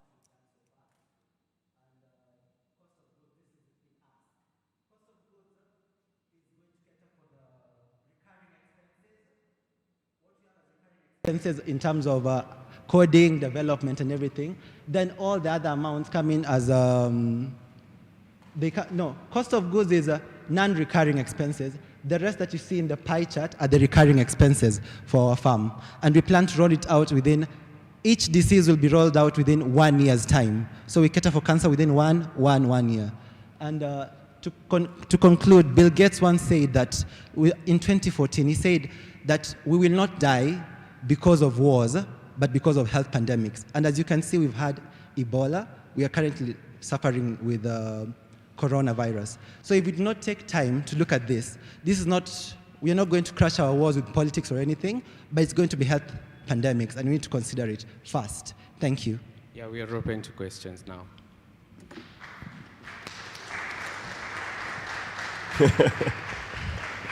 Thank you, guys. I really appreciate your idea. Mine is just a word of advice. There's a reason why your competitors, as you highlighted clearly, there's a reason why they focus on specific aspects of the whole value chain. Yeah. I feel like it's a really good idea what you have, but I feel like it's broad spectrum, and I'm a pragmatic business person, and I think you should start from somewhere and then unfold the other different functionalities that your app would have, because you're also talking about interagency, public-private sort of partnerships. Yeah. It's not going to be easy. And you're looking at a nightmare of first just red tape protocol of trying to get securing these partners. It's not going to be easy. Definitely, it's a journey that you've chosen. But I just feel like you should look at it from a really pragmatic approach. Start small, build up some form of traction into some of the functionalities, and then grow from there. Otherwise, you'll build up this whole thing and you'll never move just because of the intricacies involved of putting all the peripherals together. For that, we have put it out in phases. We're not going to launch all the diseases at once. We are starting with cancer because we've done enough research so that we can roll it out within the first 1 year. Each disease is going to take 1 year, and the partnerships are going to be formed within. Okay, that wasn't clear for me. Okay. All right, thanks. Gentlemen, yes. You are a great pitch team. You can do a good job to pitch together. Thank you. However, I want to say the area you've chosen, healthcare, is very wide, okay? And going by the way you've done your presentation, it's also very wide. Okay, so my colleague here has said something. You need to narrow down. Don't be everywhere, okay? Yeah. You will never make it. Then this industry has sharks, okay? Yes. It has sharks. I remember in the year 2011, there was somebody who did around 60-page document and pitched it to the then Safaricom CEO. 1 week after, they were told your solution is already being implemented by Safaricom, and that was the response on email. A month later, their whole business model, okay? Yes. Without going into specifics, seemed or looked like to have been well thought through, and it was implemented by Safaricom. So that's how the industry looks like. Maybe Safaricom was ahead, but that's the kind of things you'll be dealing with. Yes. Now, I'd urge you to understand things in this industry. Why are virtual consultations almost impossible in healthcare? I need to touch you, to feel. You said your leg is aching. Yeah. What you tell your doctor is totally different from what is actually ailing you. You could be complaining about a back pain, and in real sense, it's your kidney. Okay? So go slow on how you've presented your idea, narrow down to what you're trying to solve. If it is an area, just be very categorical. Could I answer that? No, there's nothing. I'm not asking anything. Then understand this. Sorry. It's in you creating value that you end up generating money. Okay? Yes. If you're not solving a problem in the industry, that whole way that you're generating money, how you want to make money, forget about money. Solve a problem. Money will follow you. Thank you. All right, mine is just to appreciate your confidence and your stage presence. I think after a long day, us as judges, we appreciate an engaging and an interesting presentation to listen to. Yes. Other than that, I think you need to refine your idea a bit more. As they've said, just get the individual area that you're focusing on and then work on maximizing on that. Don't be too wide. Okay, thank you. Thank you very much for that, for your time and the presentation. I totally agree with Joy. You presented a lot. You need to, and I agree with her. You need to actually refine the idea and identify an area that you think you can play in. Thank you. Okay. Thank you. Thank you. Thank you for the presentation. I think the two of you have very interesting stage dynamics, and you're very interesting when you present, which I absolutely love. Just in terms of your idea, if you look at the areas that you play, insurance and healthcare, one, as one of the judges said, they have very many sharks. But number two, they are very highly regulated industries, and there are certain innovations that will be a mountain if you try and climb as you go and build. So as the other judges said, work on narrowing your scope. I think when you started very interesting around chronic diseases and cancer, and then at some point we went around through insurance, healthcare, and I'm like completely lost. So narrow down to a specific scope, build your practice on that, and then now look at what is more realistic to add on top of that and build sort of a value from that. Just a clarification. On the bit of the cancer part, isn't it? It's going to, we didn't have time to like elaborate on the part of where people are having online consultations. First of all, it's a system where you kind of come in and say, okay, this is what I feel, isn't it? You're first referred to your local. That's why we have geotagged hospital. So the issue is not the cancer. No, I was just saying your idea should be very clear, concise. I should be able to understand it in literally one sentence or two. So work on narrowing the scope. But thank you so much for your time. Thank you. We really appreciate it.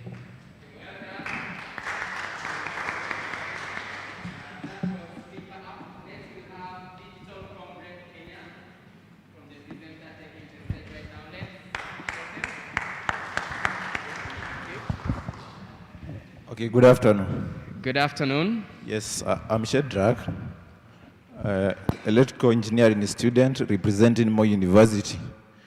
I'm presenting Digital Comrade before you. Well, this is an e-commerce, both app and website, that helps students to advertise and sell products and services to their colleagues.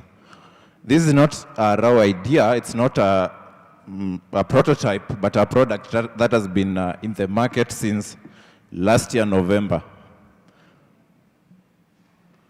Okay, next slide, next. Okay. It's simple to join this platform and advertise your products. All they need to do is to sign up, that is create an account.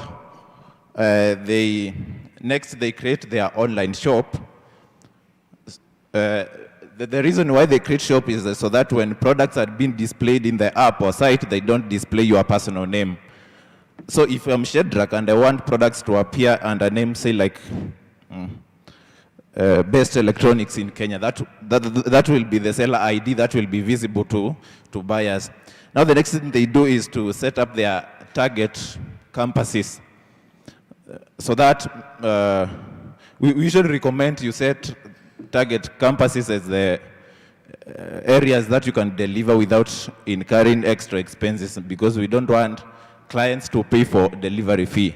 So once they set their target audience, now they can start uploading their stock. For the site, the visitors, they will have to filter through a drop down the campus so that you are not in KU and you are seeing products posted by someone in Maseno. But for the app, it accesses your location so that it recommends the relevant products around you. Now, once a product is ordered, that is, a payment is meant to the site, the system automatically sends an SMS and email to the buyer so that it can connect them with their client in real time. Next slide. Okay, now the question that I usually get is, are you confined your business app to students only? And I always say no. Everyone is welcome to be part of us. And it's not just products alone, but we have also a solution for those who offer services, for example, like repairs or something like hairdressing. So what we usually do, when someone is trying to post an advertisement to the platform, they usually select categories where so that the advertisement can be relevant. For example, if I do repairs, now I'll select related categories like electronics, so that our advertisement will be relevant to those who see it. Now, the primary idea of developing this product was to help students do business in campus without much struggle, because they cannot afford to rent or hire premises. But we are not restricted to students only, as I said earlier. Actually, recently I launched an API that will help big retailers like supermarkets to integrate their POS system with our site. That API will import their stock to our site, and the synchronizing of data is done in real time. That is, if an item is purchased through the site, it updates the stock in their system automatically. Next slide, please. Okay, marketing. We usually market through social media. When I started this platform, it did not have followers, but I needed to reach as many people as possible. So I designed an algorithm that will be able to crawl Twitter and fetch top 5 trending topics. And what happens is when someone posts a product in the site, it posts in the social media account having tagged top 5 trending topics in Kenya. That way, an advertisement is able to reach thousands of potential customers within 5 minutes, even if we don't have the followers. Next. This is an example of an automated post. That's how it looks like. Next. Payments. This platform is integrated with the M-Pesa, that is a STK push. So those who are shopping, they pay with the M-Pesa Express.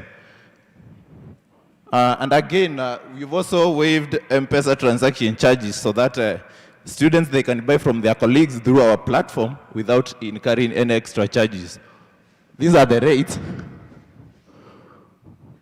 Next. Well, we normally charge between 1 and 2% only on the successful sales. We don't charge more than that. These charges are to cater for expenses as a maintain platform. Usually we are paying third-party APIs and services like bulk SMS, hosting, and all that. Now that one of the challenges that e-commerce platforms face is fraudsters. What we did for the social media, we applied for verification, but we did not qualify for that. But next slide, please. As you can see, most of those who have interacted with the Twitter, most of tweets will have something like Twitter for Android, Twitter for iPhone, but we managed to get our own digital signature. As you can see, after the timestamp, we have digital comrade. That means all our official tweets, they always have that digital signature down here. Again, also to protect, because we have to protect both the seller and the buyer. So what we do is we ensure that, because we found that some students will place orders for fun. So we made it such that you have to pay so that an order can be placed. But the money is always withheld in our business deal, so that, pay bill, and we only disburse that fund once we have confirmed the delivery. Again, we also verify merchants. As you can see, we give them a verification badge that appears before their products and their seller IDs. This doesn't mean that we are endorsing their product, but it means that these are people, we know them, they are genuine, and we have interacted with them at personal level. Then finally, we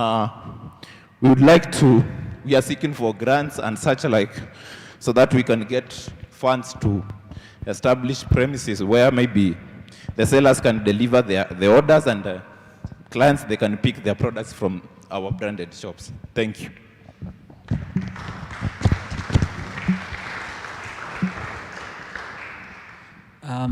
Thank you for your presentation. I think my first comment would be you need to work on, one, your presentation, how you deliver the product, but also your stage presence. I think you've been pacing back and forth, but that's okay. The other thing, I was looking around your application. I think you also need to work on brand consistency. I think I've seen DC Commerce, there's Digital Comrade, there is your online campus mall.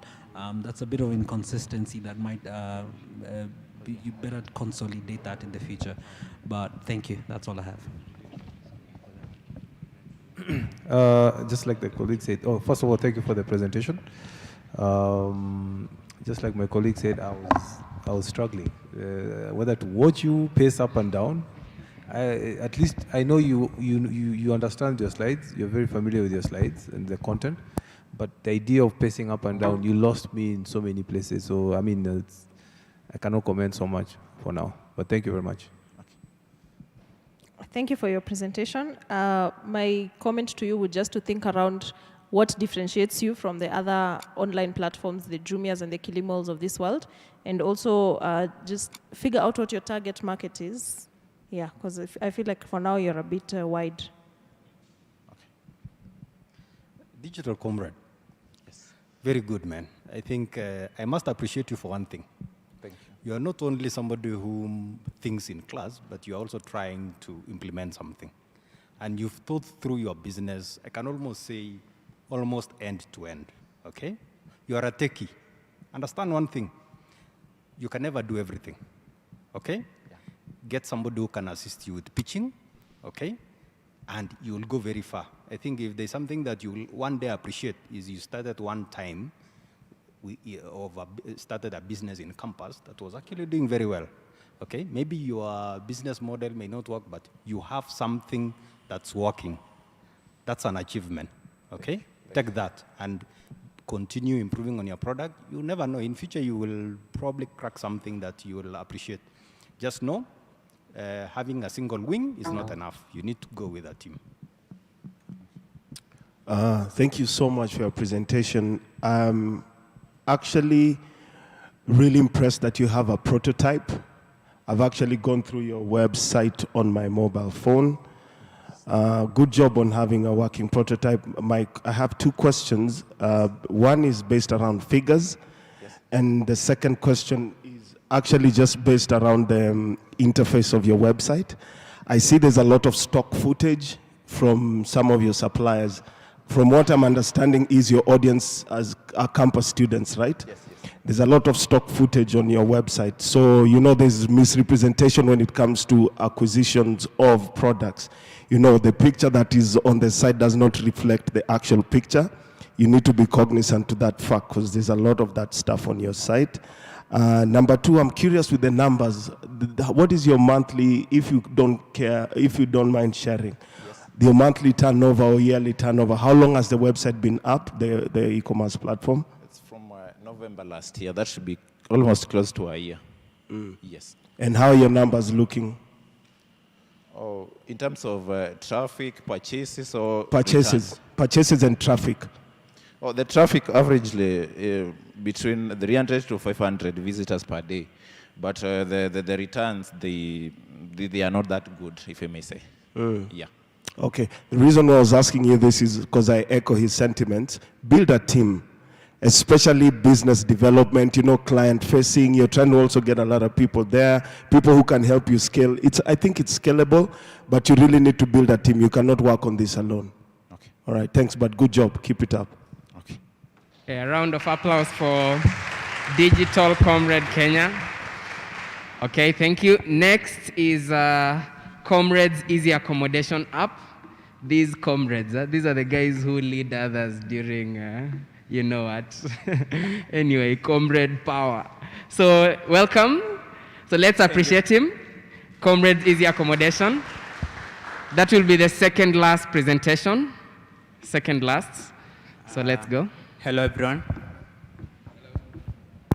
So my project is called Comrades Easy Accommodation. So convenient and accessible accommodation for all students. As we all know, Kenyan higher institutions, institutions of higher learning, they have a problem with accommodation. No institution can say that the accommodation is fully met by all the students. So the students lack accommodation. If you look at the institutions, inside the accommodations cannot accommodate all the students.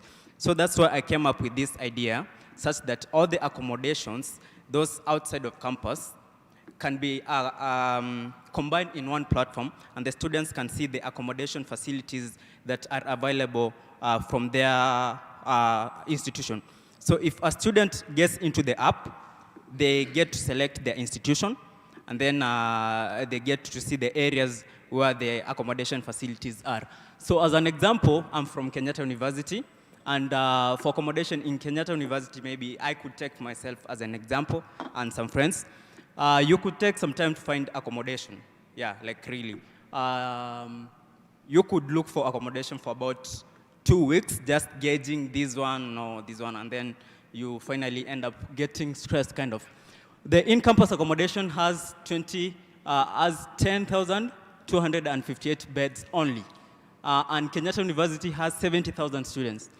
So about 30,000 students live out of campus accommodation, 65 of them positive that there are better places than the ones that they are living, but they don't know them because the accommodation facilities have not been combined into one platform where a student can see that there's this accommodation facility, there's this accommodation facility, let me gauge this one and this one.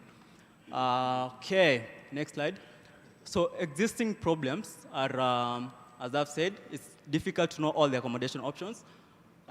Students commute from home to school because they have lacked the accommodation facilities in the schools. It takes a long to find a room. Some rooms are really expensive, like you go to a place to find a room, but the rooms are really expensive. And then, so this is how Comrades Easy Accommodation will work. So you get into the app, you see the list of universities, you choose your university, for my case. Let me choose Kenyatta University. And then Kenyatta University, the areas that are outside the accommodation facilities are the bypass, KM, Skari. For those who have been there, they can know it. Yeah. Next. So we have chosen an area from Kenyatta University. Let's call it Tulivu Hostels. You can see Tulivu Hostels, all the details are there. They provide their email address, their contact. The rooms that are available, they are bed sitters, they're single rooms. And then if you want to know more about these Tulivu hostels, of course there'll be various hostels, so we're talking about Tulivu. There's about. So this about, you see they have said Tulivu hostels accommodation, okay. You can see it on Google Maps. You click there, you see it on Google Maps. The visitors, you see the price, and then you can book. For the single rooms, you see also. And then next. So institutions to be included. So I'm from KU, and then Jomo Kenyatta University of Nairobi.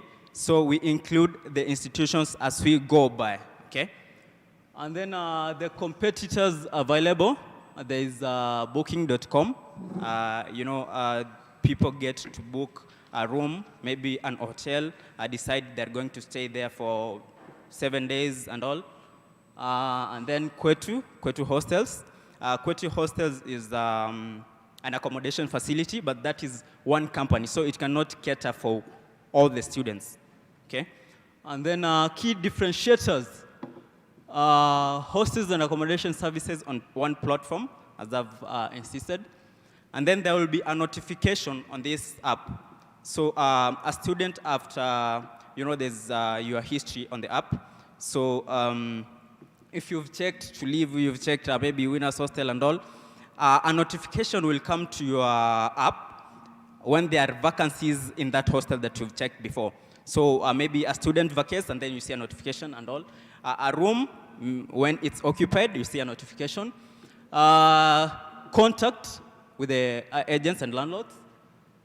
Students can book a room from wherever they are. You are at home, you need a room at school when you come back, so you get to book the room that you want, okay? And then when you come, the process is easier for you getting into the room. Next slide. So the progress so far, the screenshots that I've shown you, we've created a simulated app that resembles the original, the actual app, how it will work. So that's a simulated one. And then other features will be included, such as the Google Maps. So you click the link and then it directs you to Google Maps so that you can see the location of the hostel, the distance, and all. So the anticipated impact. 40% of students will get to benefit from this platform. So they get the app and then they can see the accommodation facilities, as I've said, and they can use this app to gauge their suitability. You see this accommodation facility has internet. Yes, I need internet. This one is nearer to the bank. I will need a bank and all. Yeah, next slide. The business model. So this is how the app will earn revenue back. When the landlords stroke agents get to upload their business onto the platform, they will pay a service fee, of course, and then they'll pay 100 bob per annum, yeah, as we see it by now. And then the app will also earn through uploading the facilities for the landlords. Not all agents or landlords will be able to access the platform to upload their content. Maybe some of them don't have nice cameras to take the nice photos that you've seen there. They don't know the process and such. So at our technical team will be doing that for those who will be interested. And then, of course, we'll be earning something for doing the service for them. So the team, there's me, Finil Maranga, I do records management and IT. And then there are those who've collaborated with me on this, but I'm the representative. Okay, there's an ICT graduate, one doing agriculture and business management, statistics and programming, and then there's another one doing records management and IT. So for the ask, how we plan to allocate the funds that we get from this platform, if we do. Development on the app, that's 40%. And then marketing and awareness. This app will need marketing, yeah, that's 30%. And then the technical team, which will be doing all these jobs, uploading, verifying, because people can upload a hostel that's a fraud. So the technical team needs to verify that this is an actual hostel that exists, verified, so that it can get to the platform and the students can access it. And there are also those that are recommended and accredited by the institutions. Actually, we'll start with those ones because the institutions recommend such hostels, and then we'll upload them so that we can start with them because those ones cannot be fraud for sure, the ones that were given by the institution. Yeah, I'm done. Thank you. Thank you so much, Finley. I really enjoyed your presentation, to be honest with you. I think, it's geared towards democratizing student accommodation, which is a really big issue. I know that for sure. Just two things. Number one, maybe think of branding your name. You're targeting students, and I must say, Comrades Easy Accommodation is not the sexiest name. I think you should try to come up with something that I know it's coming from a pragmatic perspective. This is what you want to do. Talk to a branding expert. Also it's about branding, positioning, communicating. Communication is about frequency. Yeah. So you need to communicate with your target audience in the frequency they understand. I think you should really work around the branding for that because you have a clear, really good product. I think it's, its positioning is really good, but think about that. Okay. And also maybe in future, you can push the industry to probably have some form of student certification. It's like student ready. As long as it has that seal of certification from your brand, then a lot of people can trust. Your brand is primarily based on trust. You're going to be selling trust as much as you're selling spaces, right? Yeah. So just think of that, but I really think you have something good going on there. Thank you. What's your name and which year? Finley Maranga. Finley? Yeah. Which year are you in? I'm in third year. Finley? Yeah. Third year. Let me tell you something. Okay. You can transform your idea into a business. Okay. Okay? Pause for a moment what you've presented us. Let me tell you what you need to do. Okay? Yeah. How many times do you find yourself having to travel to other campuses? And when you get there, probably you have gone for games or drama or some performances there. You have to go and look for someone to host you. Yeah. Okay? Yeah. So why don't you just narrow down your idea to something like that? Okay? So you create a platform which will probably be something like Airbnb, but for universities. Something that when I show up at a given university, I know the following students are willing to share their room or give up their room so that I can go and sleep there. Okay? And I pay him or her something small. At the end of the day, I will be willing to part with 500 shillings and 50 bob has come back to you as a business owner. You verified the students, you verified the hostels or wherever this person can go and get, do location mapping. That's a business. Okay? Yeah, sure. That's how you need to keep your idea simple. This aspect of accommodation within the campus, mapping, getting students to book their hostels, it's a whole animal. I'm not sure if you want to go there. I can tell from this panel you might have some investors, so you can see them. Thank you. But I agree you have a very, very good idea. It's actually a viable business. It's not just an idea. I think it's a viable business. I can say that you've thought it through. You've thought about the business model, how much you'll be earning from the uploads. You've thought about the verification. This is something that you've put thought into. I've also enjoyed your presentation, like the other judges have said. My only comment is in terms of uploading the different properties or the different hostels and rooms available. You said that the tech team are the ones who will be doing this, but say that you scale to JKUAT, UON, Strathmore, and all other universities. Yeah. Do you still want the same team of maybe 5 or 10 to be the ones doing this upload? So you might want to think about having the users themselves first apply for verification, they get verified, and then they can be able to upload their own properties. The technical team uploads for those ones who cannot upload for themselves. Okay. Yeah. All right, but I think this is a very viable idea. It is actually, I hope you implement it. Yeah, thank you. Hi, thank you for that presentation. So I agree with the other judges. Yes, I think it's a very good idea, and there's a genuine gap. Especially in that area. I was just curious about. I see that most of the funds you are allocating to development, is this being done in-house? Yeah, to So the development, the resources, the database, and such. Okay. Yeah. Because I thought maybe the awareness bit and the marketing is what really needs some good resourcing here. Yeah, But yeah. but this is something probably look at, and I think I also agree with Joy. It will be important also to see how the users can actually upload this data themselves. I think that will minimize also the time spent. Yeah, sure. But but I think it's a good idea. Thank you very much. Thank you, thank you. Thank you for your presentation. I think from my experiences in campus, the opportunity that you have is that there is a very niche, very interesting market when it comes to student accommodation. I think where you sort of go big is in your execution.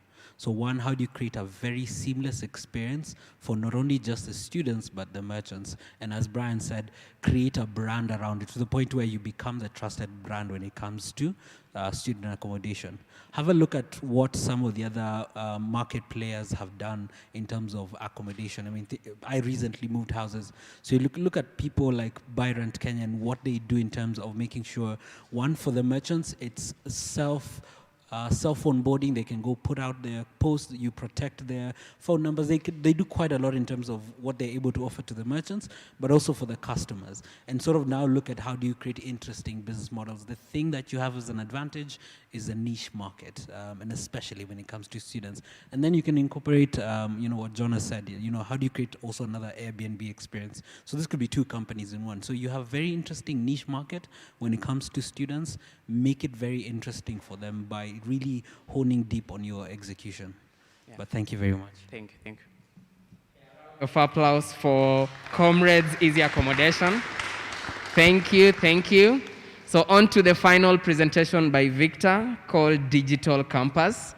So I understand, I see most of the faces around you are very exhausted, hungry, but don't worry, just a few more minutes and we'll be going for lunch, okay?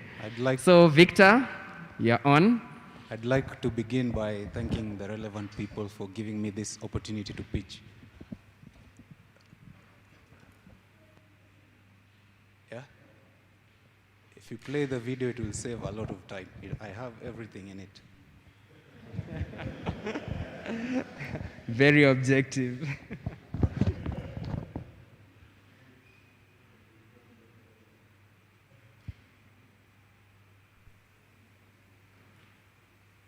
Lecturers don't have time to repeat what they taught in class, especially if you missed it, and some students flunk as a result. The story is different with an application that allows you to create a lecture, give it an appropriate. Yes? Oh, okay. Thank you. Lecturers don't have time to repeat what they taught in class, especially if you missed it, and some students flunk as a result. The story is different with an application that allows you to create a lecture, give it an appropriate title, and then start conducting your lecture on it. You just speak into it and it records everything. It also comes with a sketchpad that allows you to solidify your illustrations. You can draw whatever you want on it. For example, here is the current voltage behavior of a diode.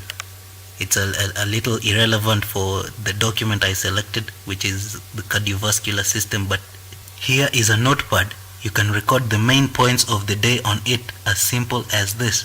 These lectures are uploaded to a database where they are accessible by students for an eternity. 70% of the source code is ready, but you gave me a minute, so I gave you 20% of what this application is capable of. Red Bull, please give me wings.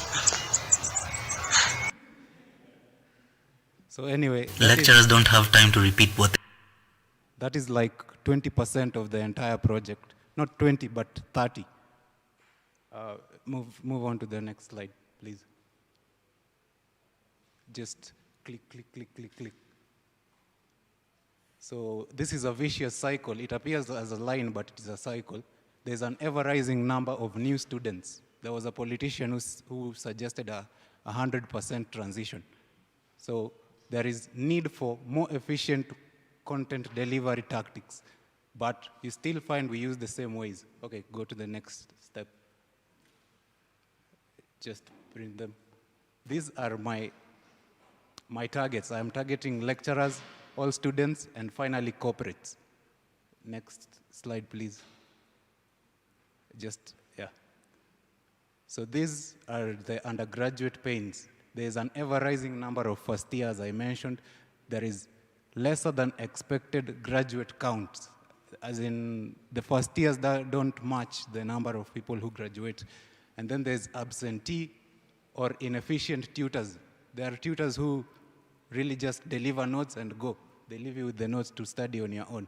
For whatever reason, others may be going to funerals or handling other businesses outside class, therefore they cannot attend. And then there's truant students and others who miss lectures for genuine reasons. And then learning is not that much desirable. And then there's examination panic at the end of the semester. So this is the current learning system, where there's a lecturer with a presentation on the board and a lot of students on the other side. Please, next lecture. No, not lecture. Next slide, I mean. So obviously, coronavirus is a major issue with that kind of system. And the backbenchers normally don't get a lot unless you're really, really keen and you're focused in your studies. The lectures last for as long as they do. That point, I will explain it in a future point. I will tie them together. The lectures last for as long as they do. The only true reference that you can get from such a lecture is from notes, and others may not copy notes and may want to copy from other people. And really what they are copying is the perception of a student. Students understand things very differently. So you may be copying somebody's brain and not really the lecturer's tutorial. And then learning is not as interesting or desirable from that kind of system. And time also, missing the structured lectures for whatever reason. That is, you can maybe have a genuine problem and then you miss the lecture. So the unique features of my services are social distancing, of course. You can learn from wherever place you are. You can attend the same lecture multiple times from whenever, because the lecture is uploaded to a database. Therefore, you can have time to go back and revise. Lectures can create lectures from anywhere, and this is a competition point for platforms like Zoom. It is offline. You can just lecture, like the cardiovascular system as shown in the example, and keep them. You just keep them if you do not have internet. Then later, you upload them, and they will be really visible to your students. Their interactive comment section referencing is precisely from the correct source, which is the lecturer, his page or her page. The lectures last an eternity. We can have a case where students in 2090 are being taught by lecturers who are long dead in 2020. Can have such situations. And the last one, if you can't explain a point to a 12-year-old, that means you do not know it. Because for that reason, I have 0 minutes. For that reason, the lecture is only 10 minutes. Like Twitter, once upon a time, it was 40 characters. And that minimized yapping. You just get to the point. Yeah. So the implementation and marketing strategy is, after design is complete, actually 70% is done. The lectures are first onboarded. And once the lecturers are on the system, definitely the students will follow. So that is a very smooth way of getting into the market. The lecturers will naturally urge their students to get onto the platform. Now the students who are a bit truant, they may not get onto the platform, but during exam pressure and they do not have notes, definitely they will just have to download it because they know some content is online. So the platform will begin to verify proper doctors and professors on a later date. That is after we get like 1 million subscribers. Next slide, please. So monetization. After getting the attention of one public university for free services, others will take note of the efficiency and start falling in line.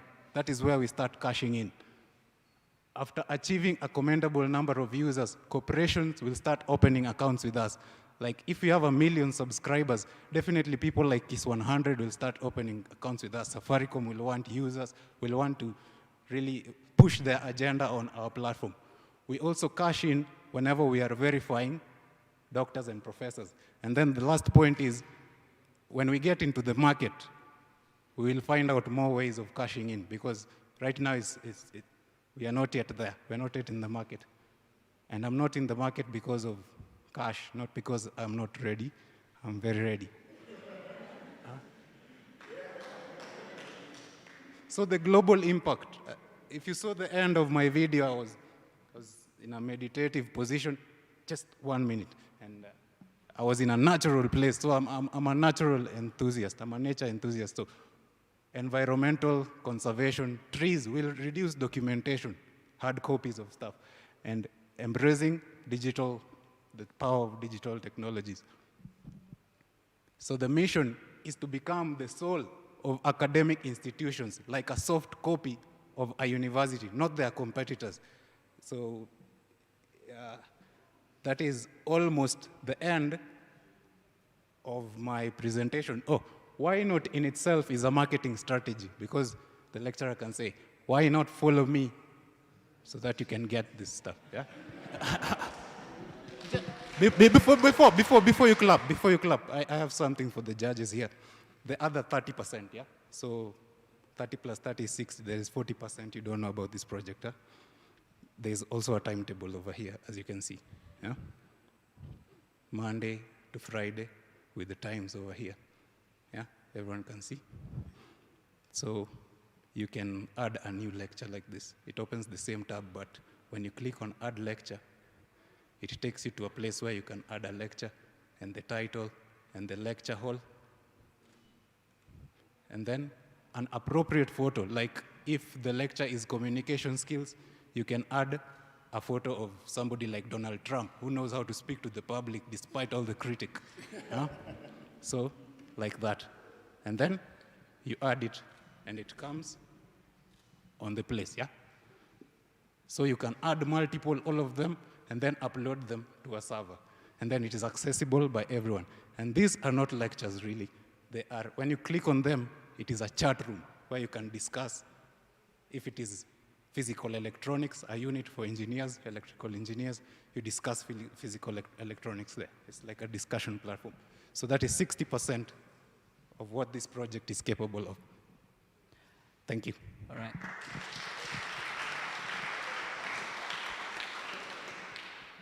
Thank you very much for your presentation. I think, first of all, let me say I really appreciate the enthusiasm and the energy that you have for the work that you do. And I'm imagining this came out of your own experience in terms of universities. And I think the opportunity to sort of modernize what the classroom experience is a very interesting place. I think in terms of what I'd add in comments, there's a lot that you can do, and there's a lot of technology that today looks at modernizing the classroom that you can really leverage on building the platform that you have. But I think the key thing I would say is look to find a co-founder and build a team around this. And I think there's a couple of things that you... There's a programmer there. Yeah, there's a there's a couple of things that you can build, and I love the energy, but I think you'd scale far much more better with a team that can help you deliver certain things. But thank you very much. First of all, I love the passion, the energy. I think you really believe in this product. So thank you very much.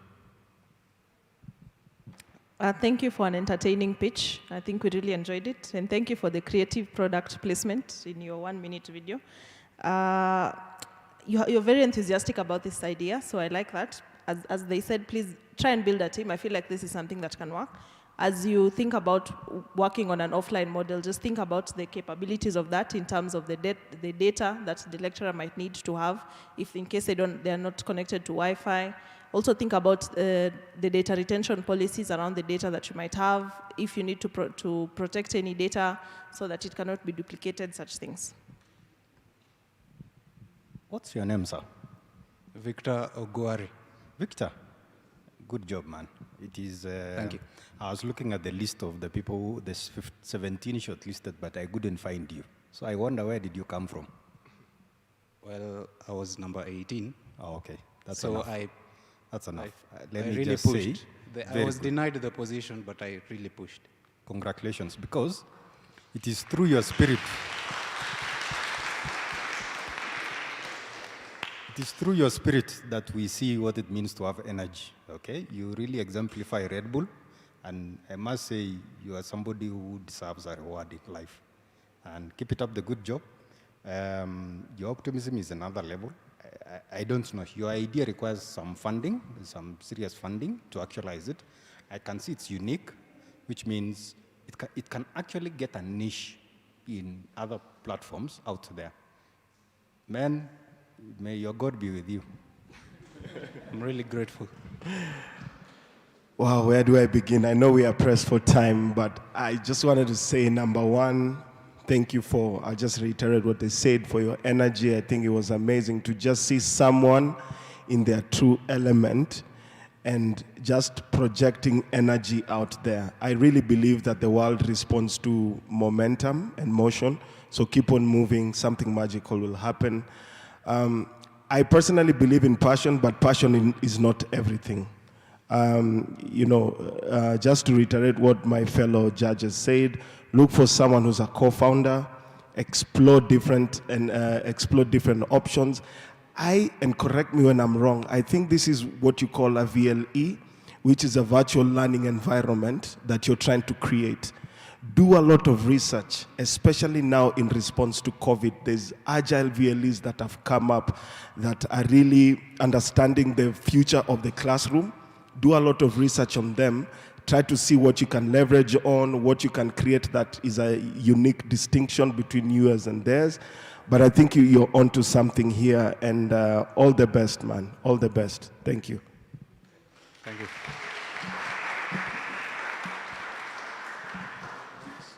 Very well done to Victor. Thank you for that interesting final presentation. So that marks the end of the presentations today. I'd like everyone just to applaud themselves because the presentations were superb, the ideas were creative. So please, thank you, well done. I think let's also applaud our judges. They've done some good work, right? Okay. All right, and of course, Jackie and her team. We have Vienna there. Thank you so much. So that's Vienna. This is Jackie. And I think the team from Black Rhino. So thank you also for putting us live on YouTube. Thank you. So now we shall be going for lunch. The lunch will be around 35 minutes long. So let's be back here by 3:45 so that the judges, after discussing and making a decision, they'll be able to tell us the best three. They'll give us the best three who will be sent to the global team, and then the best application will be